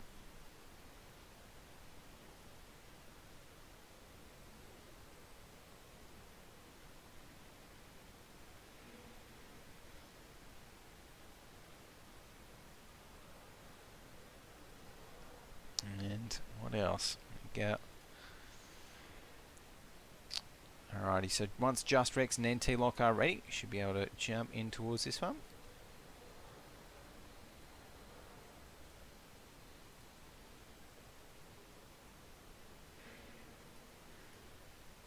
So here we go, everyone is readied up, and yeah, just taking a look at the lineups again, very, very similar. And these guys, Horsemen and Super Noobs, not really known for innovating in terms of tank picks, or, well, there's not really much of a reason to. Why fix it if it's not broken? Mind you, I suppose Horsemen, they might need to fix something, because last half they were broken a little bit. Did not work out well for them, as we're getting the countdown happening from Faluso. And we're jumping into Game 2 here. The Go4WoT Asia Cup number 14 Grand Final between the Super Noobs and the Horsemen. 25 seconds left before we kick this one off. Alrighty. So, probably going to be seeing just another city push from the Super Noobs. I don't think the 1-2 line push really works too well. Well, I mean, the Super Noobs, they probably know how to make it work.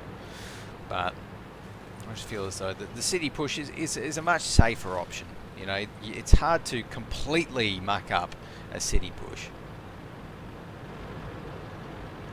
So, right here, seeing these guys head in towards the city. And going to be getting... Oh, they're actually sitting fairly well back, actually.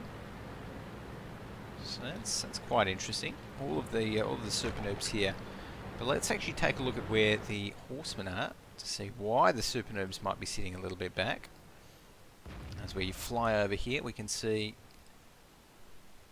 the Horsemen just... okay, so the Horsemen just going to be sitting again fairly well back, just in some nice defensive positions right here. Looking up these streets, looking up those lines. And nothing particularly crazy in terms of positioning. Getting a couple of shots across, but I don't think anyone has been hit just yet. So it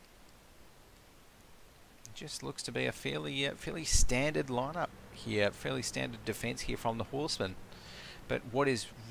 Ooh, wait a second, I was about to say, let's take a look over at their T54 lightweight here. Okay, so this time Faluso is in the right spot. This is where he should be sitting here. Just Yeah, exactly. To get some early eyes across over the hill, because we've got to remember last time, Horsemen, they didn't have these eyes. They didn't know until it was too late that the Super Noobs had sent to, or they didn't know at all what the Super Noobs had sent over down this 2 line. So this time they're going to know, they're going to have that extra little bit of info, and that's going to be very, very helpful. And probably the first shot here onto whoever pokes over that hill first. So it's looking like that. Oh, and look at this. We have actually got the rotate coming in from the Super Noobs as well. So got these guys heading up, and we might be looking at a 2-line push right here.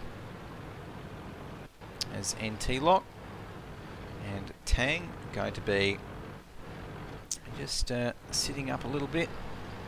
I was about to say 2-line push. I wonder if these guys... Oh, there we go. Yes, we are. Okay, so Tang and NT lock, the first ones to head over this 2 line. And we're going to be seeing NT lock pushing very fast forwards towards the opposing T54 lightweight from the Horsemen as he gets over the hill. Going to be getting a few shots across. Misses that one. But Tang might be able to hit where he missed, as he's just popping out there. There we go. There's a shot that's hit. There's another one. And we see that T54 drop down to 724. No, 459 HP after that. And these guys are putting a lot of pressure on right now. Tang does actually get hit though, although he takes out Knight of Sidonia. And it's going to be 1 tier 8, 1 T54 lightweight going down for the Horsemen here. And suddenly the Super Noobs off to an excellent start. The rest of their team rolling in behind them. All of these heavy tanks, they need to come in. They need to try and get there to support these light T54s on this one flag. That's exactly what they're going to be doing very, very soon, as we see the rotation coming in from the Horsemen. Oh, Tang does take another hit. 59% HP, so still roughly even at the moment. NT lock going to be seeing what he can do, poking in and out of cover here as Call Me Tenchi is going to be getting on towards a flag. NT lock hits another shot. Let's take a look at Tenchi right here as he pushes up. Has to be a little bit careful right there. Oh, there we go. Does manage to get the trade and actually wins that trade as well with the help of the T54 lightweights. That's going to drop that IS-3 down to 800 health. So Call Me Tenchi on 77% himself. And we are going to be seeing the pushes coming in. A nice ricochet coming on there. Ricky not so lucky. Call Me Tenchi's ricocheted 2 shots so far. So the Super Noobs getting lucky with the RNG. Also very nice angling here from Tenchi as well, as it's just not working out for the Knights, for the Horsemen right here. Oh, come on, where are those shots? They need to be hitting. I'm not too sure whether that's bad aim or just a little bit of very unlucky RNG for the Horsemen. I'd say the latter, as right now we're seeing Gorilla is in a lot of trouble. 260 HP. There we go. There's some ricochets that the Horsemen need on their IS-3s. But that's going to be NT lock going down. So first Super Noob down. Horseman putting one on the board. Call Me Tenchi's getting dropped fairly low as well. 21%. And he goes down to none. So suddenly we've got actually more tier 8s down on the Super Noob side than we do have on the Horseman side. I spoke a little bit too soon though as Gorilla goes down. Although Faluso finds Hien right after that. So that's a T37 down as well. So fairly even Stevens, although it's looking like the Super Noobs are sick of that. They're going to be pushing up right after this. Ricky is going to be the focus. There we go. Arcono1 takes him down, and the Super Noobs, the last is going to be able to get this one more shot that's required on towards Arcono1. So we've got a 3v3 in terms of tier 8s right here. Lysandra getting very, very low. 1% HP in fact, so really needs to ricochet this next shot. Oh, that IS-3 is one shot from death. Can Lysandra get the next shot before? Oh no, that's a ricochet. Needed that one to hit right there. That could mean the difference between winning and losing for the Super Noobs right here. As the last and Tang getting a few more shots across, that one misses. Oh, and the IS-3 is able to get another shot. And suddenly Tang is the last man standing for the Super Noobs. And we're going to be seeing only needs one more shot and does actually get that shot. The Super Noobs are on the attack, but no, look, 37, yeah. 37 seconds left, and Tang needs to, well, yeah, he needs to kill both of these tanks within 25 seconds. I don't think that's going to happen. at all. So Tang is probably going to be able to finish off this IS-3 here. No, can't even get it in one shot. So no, that's not going to happen. And that is going to mean that the Horsemen take out this second one. So Horsemen there with 5 seconds left. Yeah, and we can see Faluso as Tang tracks himself. Faluso just hiding behind the building. Good bit of play there. Playing it out for time. And it's all said and done. We can see Tang did a lot of work there in that T54 lightweight, dealing over 2.5 thousand damage. And T-Lock with 1.7k, the last with 1.5 thousand as well. So not looking too bad up the top of the other side though. The Horsemen, we had 2.2k dealt by Just Rex, none with 2.1k, and Faluso with 1.8. So now we're going to be switching it around. This time it's going to be the Horsemen on the defensive side and the Super Noobs on the defensive side and the Horsemen on the attack here. Okay.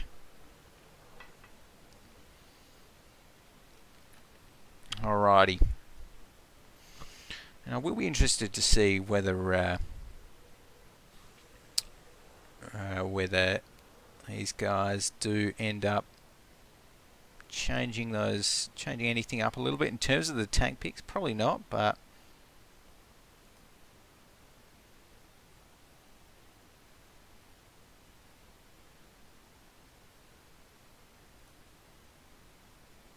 it's looking like right now they're getting some IS-3s picked. Surprise, surprise, lots of IS-3s. 4 IS-3s for the Super Noobs. 2 IS-3s and 2 T-32s for the Horsemen there. Interesting, picking 2 T-32s on the attack. It could work out, who knows.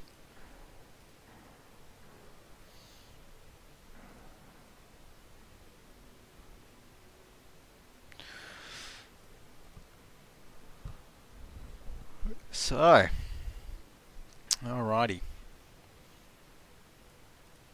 Right now, I'm going to be getting the next picks in. We've got some T-54s. So, Super Noobs picking a T-54 lightweight and a T-37. It's their next pick. Faluso for the Horsemen picking a T-54 lightweight and an AMX-12T. So, nothing too crazy there. And what else?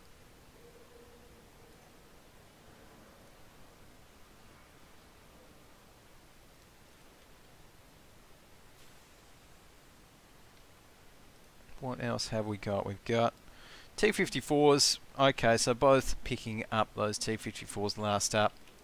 Nothing crazy, nothing unexpected there. So let's go ahead and jump in game and see how the Super Noobs can play it out here on Lakeville on the defense. Whether they manage to defend out. If they can win these next 2 games, then they're going to be taking this one out against the Horsemen here. Question is, who's going to be the better defender? I feel as though Horsemen a little bit more suited to attacking, personally, but we'll have to wait and see. So 27 seconds left until the battle starts. Everyone is loading in right now. And it is a little bit strange not to see the Horsemen with, well, more T-54 lightweights. They really do love that tank. Right now, as we get this one started, yeah, just going to be rolling with 2 of those, 2 T-32s, 2 IS-3s, and an AMX-12T. On this side, though, on the Super Noobs side, they're going to be going out with 4 IS-3s, 2 T-54 lightweights, and opting for the T-37 as their Tier 6 tank of choice. So, right now we're getting NT-Lock. He's going to be heading down, poking his head around the lake, from the looks of things. And not really spotting anything in particular there. But that's a very nice looking lake as well. Some shots though coming across from either side. Here we go. So we've got the AMX-12T there. Still in a little bit of trouble. Maybe not. As Antelok not quite able to connect with that shot there. And it's looking like, yeah, we're just going to be seeing, again, another one of these kind of passive defenses coming out from the Super Noobs, which, you know, I think works out well. It means that you don't fight in the town, but it also means that if the opposing team decide to go for that one flag, then it doesn't really matter in terms of positioning and movement, because you're not in the town, because those Super Noobs defenders are out that kind of K7 area, then it's a lot easier for them to rotate kind of straight towards that one flag than it otherwise would be. And they should definitely have enough time to know about it. So right now, they've just got their T37 here, again, looking down this line, looking down this 2 line. And good to see that these 2 T32s for the Horsemen, they're going to be the ones poking their heads over the hill first. Of course, with that super strong frontal turret armor. T32, definitely a good candidate to do that. Right now though, okay. This is interesting. I don't know what these guys are actually doing here, pushing in towards a town. I'm not convinced with this. Unless, do they know that it's a full 2 commit? I'm not sure. See, I'm not sure what information Super Noobs are actually acting off at the moment. But they are pushing, well, effectively their entire main force through the town right now. And they're going to be popping out the back of it, maybe getting some shots across over towards those couple of heavies on the ridge there in the middle of the map. But this is interesting. So we've got the T54 here on the ridge. Obviously spotted those other T54s. We've got now the 2 T32s that are going to be coming up on towards the one flag. So the Horsemen are pushing up here as well, putting some pressure on. But in the meantime, the Super Noobs, they've got most of their force in the town, which I just don't understand. Particularly since, now what are they doing? Super Noobs right here, they're going back the wrong way. Oh, so they, obviously they did not actually have, well, didn't have any info, didn't have enough information. They should not have done that to the Super Noobs. I think that is going to cost them. Let's wait and see though. We're going to be seeing NT-Lock lose out that little trade there with the opposing T54 lightweight. As things drop down to, oh no, look at that. Hien actually goes down. So it's going to be a T37 down early on. As we do have Tang going down as well. So already we're seeing the Super Noobs, they've lost 2 tanks. NT-Lock now as well is in a lot of trouble as those 2 T54s for the Horsemen actually ram each other. But NT-Lock's going to be going down very, very soon. There's absolutely nothing that his team can do about it. And look at this. I thought that at least after going through the trouble of pushing through the town, that the Super Noobs could have tried to push through and push down that middle line potentially. But no, they haven't. And this is just obviously a win to the Horsemen right here. The Super Noobs, they've got four IS-3s left, but it's not going to work. Just a big mistake to try and push through the town there from the Super Noobs. Whether that was miscommunication, yeah, I don't know. Very uncharacteristic of them to make a mistake as big as that. But there we go. They did it, and somehow or other, I don't think that they'll be doing it again. So,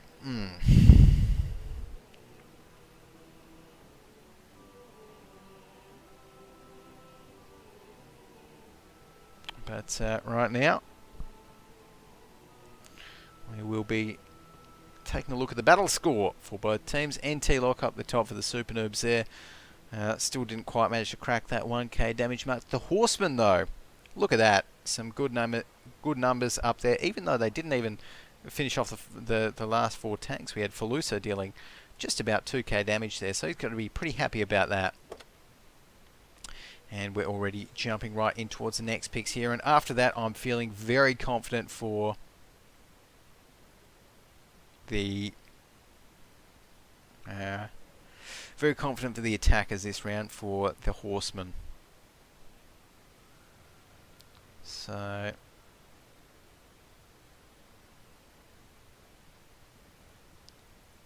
looks like right now we're going to be getting some more picks happening. IS3s, yep, surprise, surprise. Super Noob's going to be going for IS3s once again.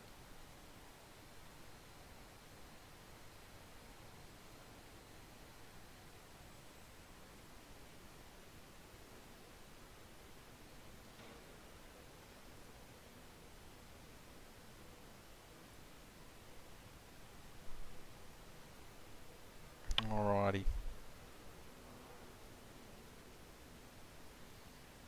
So here we go. We've got some more tanks being picked there. Super Noob's going with a T37 and a T54 lightweight. Horsemen going with a 12T, AMX 12T and a T54 lightweight. Super Noob's going with another T54 lightweight. Horsemen, yep, surprise, surprise, going with another one as well. So, yep. Nothing new there. Pretty much the same lineups. In fact, the exact same lineups on both sides. So, there we go. Alrighty, let everyone know that we are ready to roll. It's time to find out right now whether the Horsemen are going to... Oh, okay, so it's looking like Super Noob's not quite ready yet.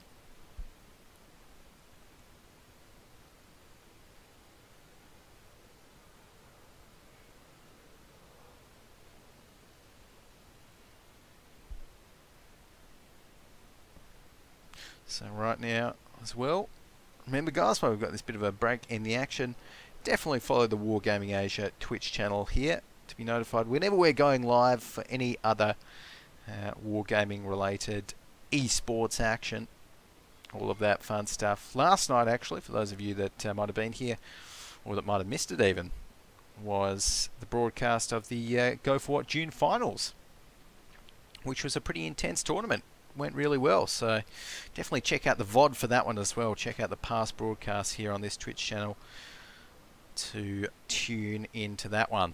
Right now though, we're going to be going live for our grand final today, and this could be it. We could be finding out right now whether the Horsemen are going to be able to take out the Super Noobs in this map. If they do win this one, then that's going to be it. The Horsemen going to earn first place in this week's Go4WoT. Will the Super Noobs be able to hold on? Will they make crazy pushes in towards the middle of town again? I don't think so somehow. So we're about to find out though. I'm going to be rolling out with the Super Noobs this time. Once again, seeing where they head to. And somehow I just think they're going to have a little bit of a cooler head this time. A little bit more patience to deal with the Horsemen. So here we are. Call me Tenshin Ko. Just going to be heading up towards the well, actually that's fairly okay. That's interesting. Could be heading up right towards the one flag there, or maybe just... Oh, there we go. There's actually some shots across, getting on towards that AMX 12T there. As Spencer is in a lot of trouble. Does manage to duck behind the rock though, so should be fine after that. Some more shots exchanged. It looks like the AMX 12T is the only one that's taken damage here so far. Going to be taking some more, but that rock there to protect him.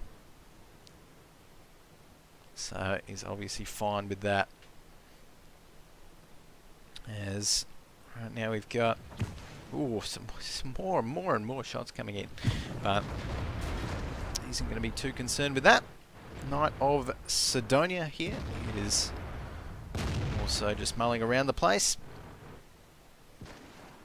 and seeing what he can do, firing some shots across, maybe just destroying some scenery, maybe just firing some shots in towards those standard locations. We've got Faluso here in this T54 lightweight, going to be pushing down the middle, seeing what he can find down this central area here. Does of course have to be pretty careful that he doesn't run into a team, which certainly could happen. Oh, look at that! Hien gets taken out, and that was actually a trade. So, and Hien actually Was that him firing just before he died? I think it was. And his shell managed to find Spencer. So both teams trade their scouts, which probably more beneficial to the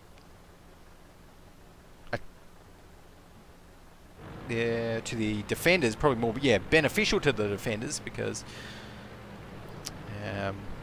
actually maybe because I don't know. Anyways, either way, they've traded their scouts.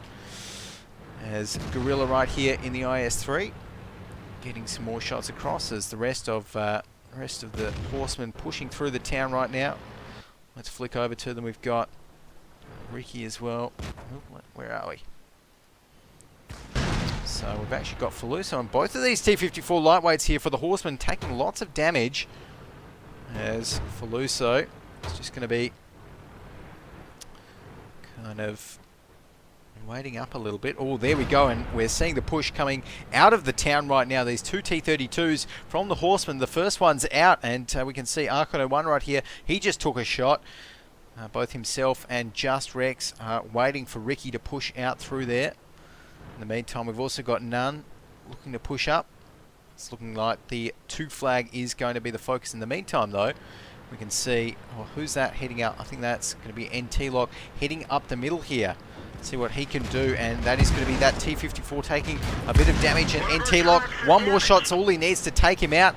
There we go, it comes in. Faluso goes down. The next focus is going to be the other T-54 lightweight. NT-Lock, though, about 1, maybe 2 shots from death. Is that going to be enough? Yes, it is. Gorilla finds him. Gorilla goes down right after that, though, so a win for the Super Noobs, taking 2 Tier 8 T-54 lightweights down on the Horsemen's side, only losing 1 themselves. But the main battle is going to be happening right here in the meantime. And this time, the Super Noobs, this is how they should be playing it. They're not pushing up, they're not rushing, they're just sitting in these nice defensive positions. You know, it's up to the Horsemen to push. They are the attackers. They need to get a cap or push through to take out the defenders.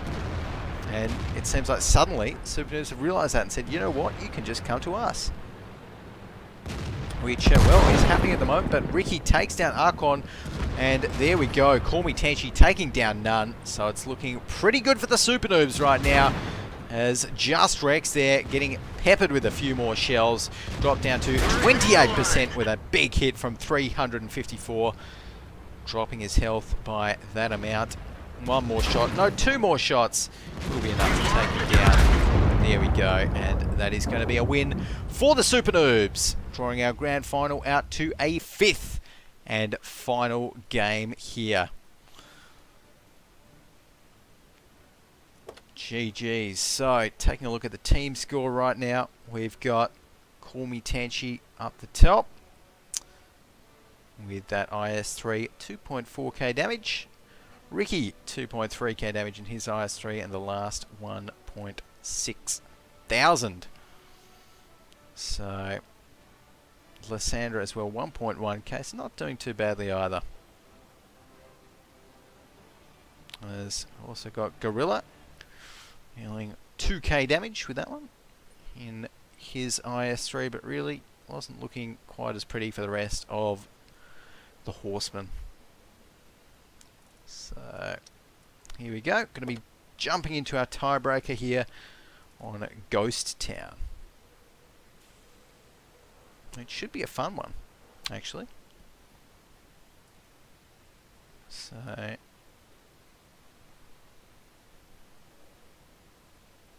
looks like right now we're just going to be getting the next picks underway soon. And I'm not too sure who picks first. I'm trying to remember. I think it is calculated based off total damage dealt, or maybe actually, or time, shortest time to actually finish the round, potentially. So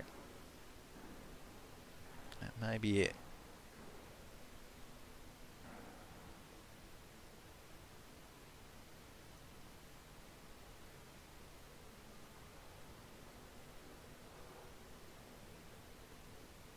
Alrighty, Alrighty, so just waiting on confirmation from our admin as to what the final, whether we do go by time or whether we do go by something else.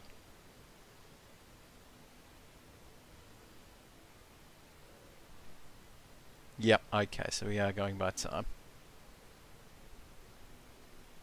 There we go.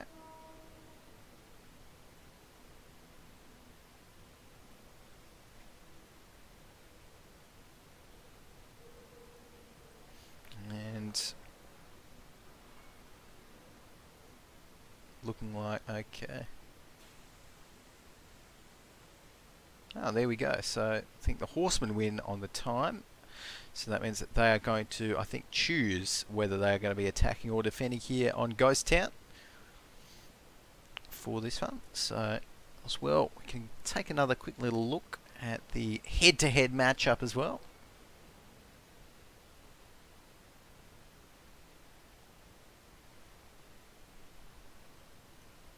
Alrighty, so we've got confirmation that yes, Horsemen will be the home team for this one.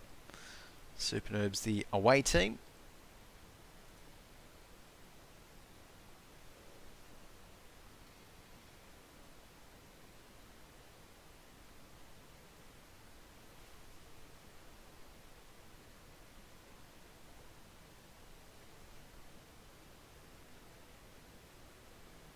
Alrighty, so now it is time, I think, to jump in towards the tank picks. Now that we've got this one underway for our last match of the day. There we go. So, surprise, surprise. The first couple of tank picks coming in for the Horsemen squad are 2 IS-3s. Would never have guessed. But these guys, they love their IS-3s. And really, the IS-3, it's been a competitive tank pick since, well, since the start of competitive World of Tanks. Effectively. And it is still a competitive tank pick, still one of the best tanks you can pick in general, and it's never really changed. So why not just pick it? Very well balanced tank, the IS-3, at least in competitive. I feel this does a lot of everything. So right now, it's going to be taking a look, getting some more picks in. Yep, 2 more IS-3s for the Super Noobs there. Surprise, surprise.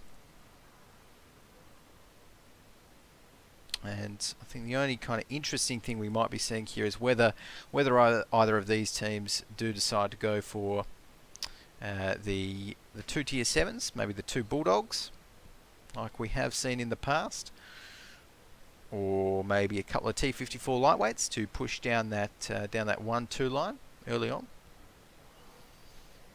That is the only real question on Ghost Town. So next couple of picks for the Super Noobs. We've got a 5100 and a T32 there, like that. 5100, great on Ghost Town. T32, good as well.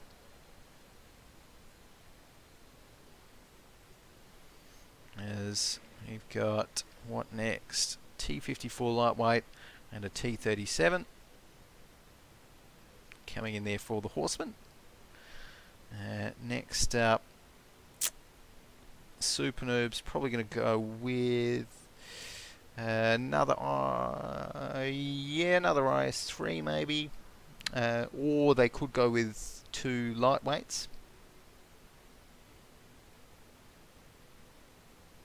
or 1 lightweight and 2 Bulldogs. Yep, 2 Bulldogs. There we go.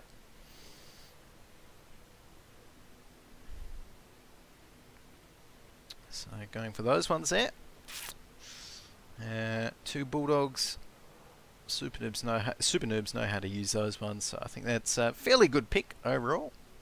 And it's up to Horsemen now to pick their last tank, which, what have they got so far? Probably going to be another T54, I think. Yeah, I'd say another T54 for the Horsemen. If not, maybe an AMX or a T32. What are they going to lock in?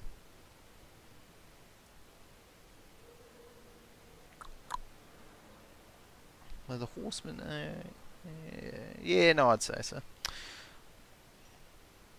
But from memory, the Horsemen... Okay, yep. Going with the T32 there. Nothing too crazy. Now it's Super Noob's turn to lock in their last pick. Yep, T32. Alrighty, so we're ready to go. Let everyone know that. And... Okay, Sunbow. Okay, so they are actually swapping out some stuff there. Sunbow is going to be jumping in for the Super Noobs. And everyone, once we have got the tanks readied up, we will be jumping in to battle to find out who is the champion, who's going to be the champion of this week's ESL Asia Go4WoT Cup number 14 Grand Final here. It's been a pretty intense day of tanking, but finishing up with this should be an epic final. So, already, yep, just waiting for the Super Noobs to call ready. Okay, there we go. Super Noobs have called ready. So we can get this one underway. 5, 4, 3, 2, 1 is the countdown from Faluso for the Horsemen. And I'm going to be rolling out once again with the Super Noobs. So taking stock of both lineups as we jump into Ghost down here for the tiebreaker. Super Noobs are bringing to the fray 2 IS-3s, 2 T-32s, 1 T-54 lightweight and 2 M41 Bulldogs. And they're going to be doing battle against the Horsemen, who have brought 1, 2, 3, 4 IS-3s, 1 T-32, 1 T-54 lightweight and a T-37. So overall looking pretty strong in terms of both of their lineups here. I really like the 2 Bulldogs. I want to keep my eye on Hien and NT Lock to see how they play these ones. So let's actually jump down there. Oop. Is everyone...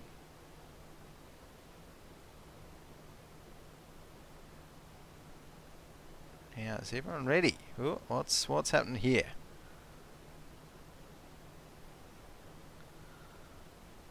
Looking like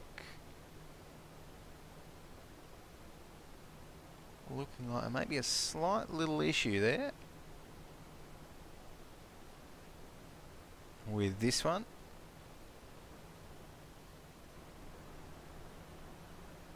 So yeah, that's not looking too good.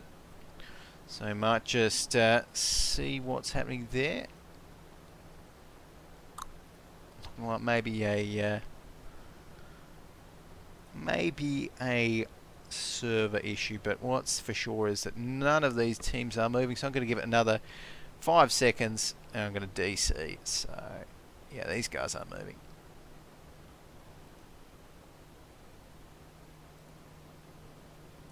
Yeah, that's looking like a DC to me. So, we jump back into the garage there. Alrighty. There we go.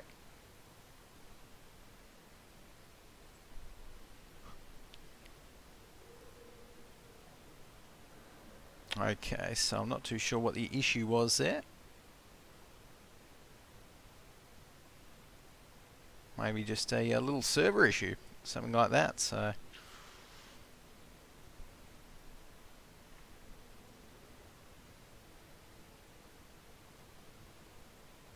alrighty, and what we might do while we're getting this little quick server issue sorted out, guys, might just head off to a short little break, and once this is sorted out and we're into the game, we bring you this right after the break. So don't go anywhere. Very short break coming up.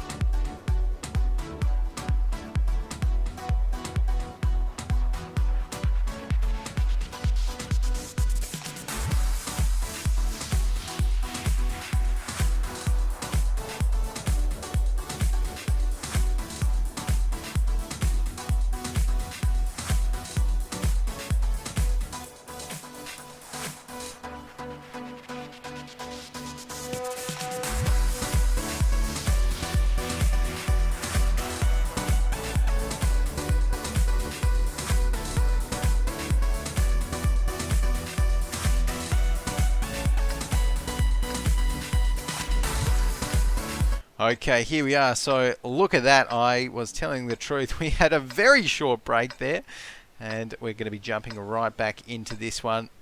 Grand final, of course, between Super Noobs and the Horsemen. The deciding game, the deciding tiebreaker between these two teams. Now with 8 seconds left, I'm going to be getting this one underway.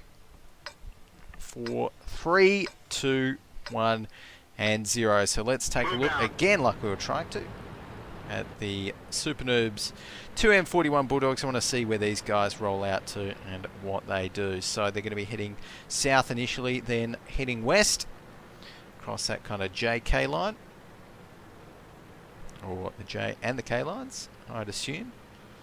As right now these guys, they waiting. That's actually a little bit interesting. I would have expected them maybe to push up a little bit quicker than that, particularly given that the Horsemen squad don't actually have any light tanks. But anyways, that's not going to happen. In the meantime, though, that T-37 there, Spencer taking a few shots. The last, I think, just managed to hit one onto him.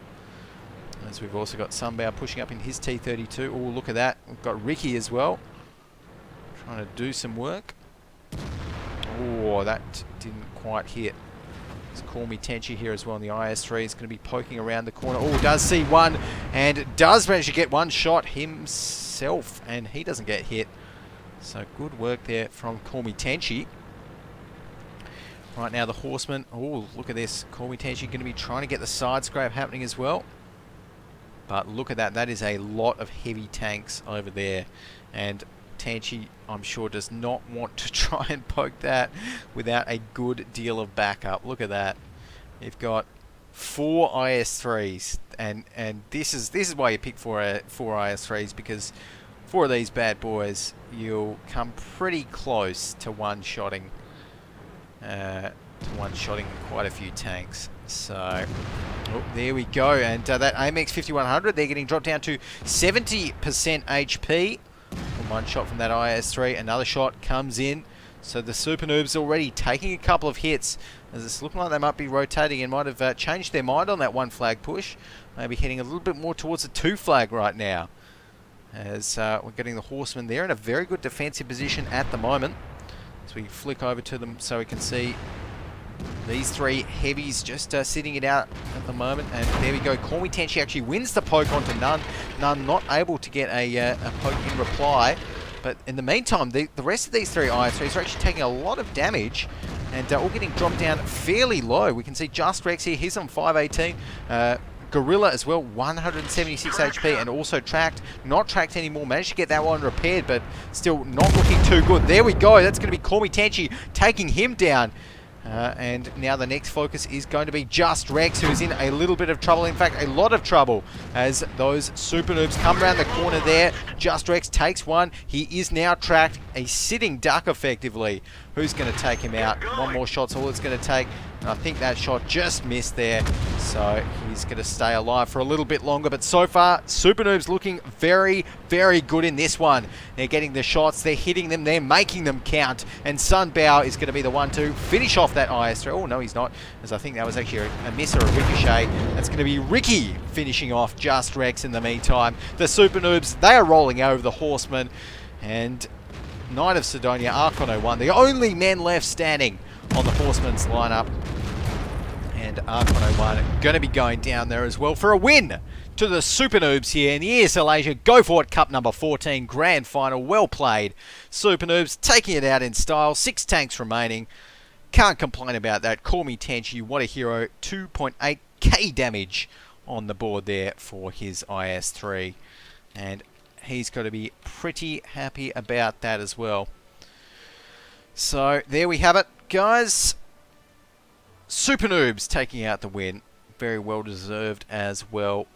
Horsemen coming close but not quite. Just losing it out in that last map as well. GG's coming out in chat also. So that is going to mean that's it for us for today. And again, thanks for watching. Remember to follow at ESLWOT, follow Wargaming Asia here on Twitch, all of that fun stuff. And if you want, my Twitter is on screen as well. I'm GoGoGadget, and it's been fun to cast today's Go4WoT, and been a nice little quick one as well, run very much on schedule, which is great to see. So I'll be here next week as well, guys. For now, though, jumping off. We'll see you then.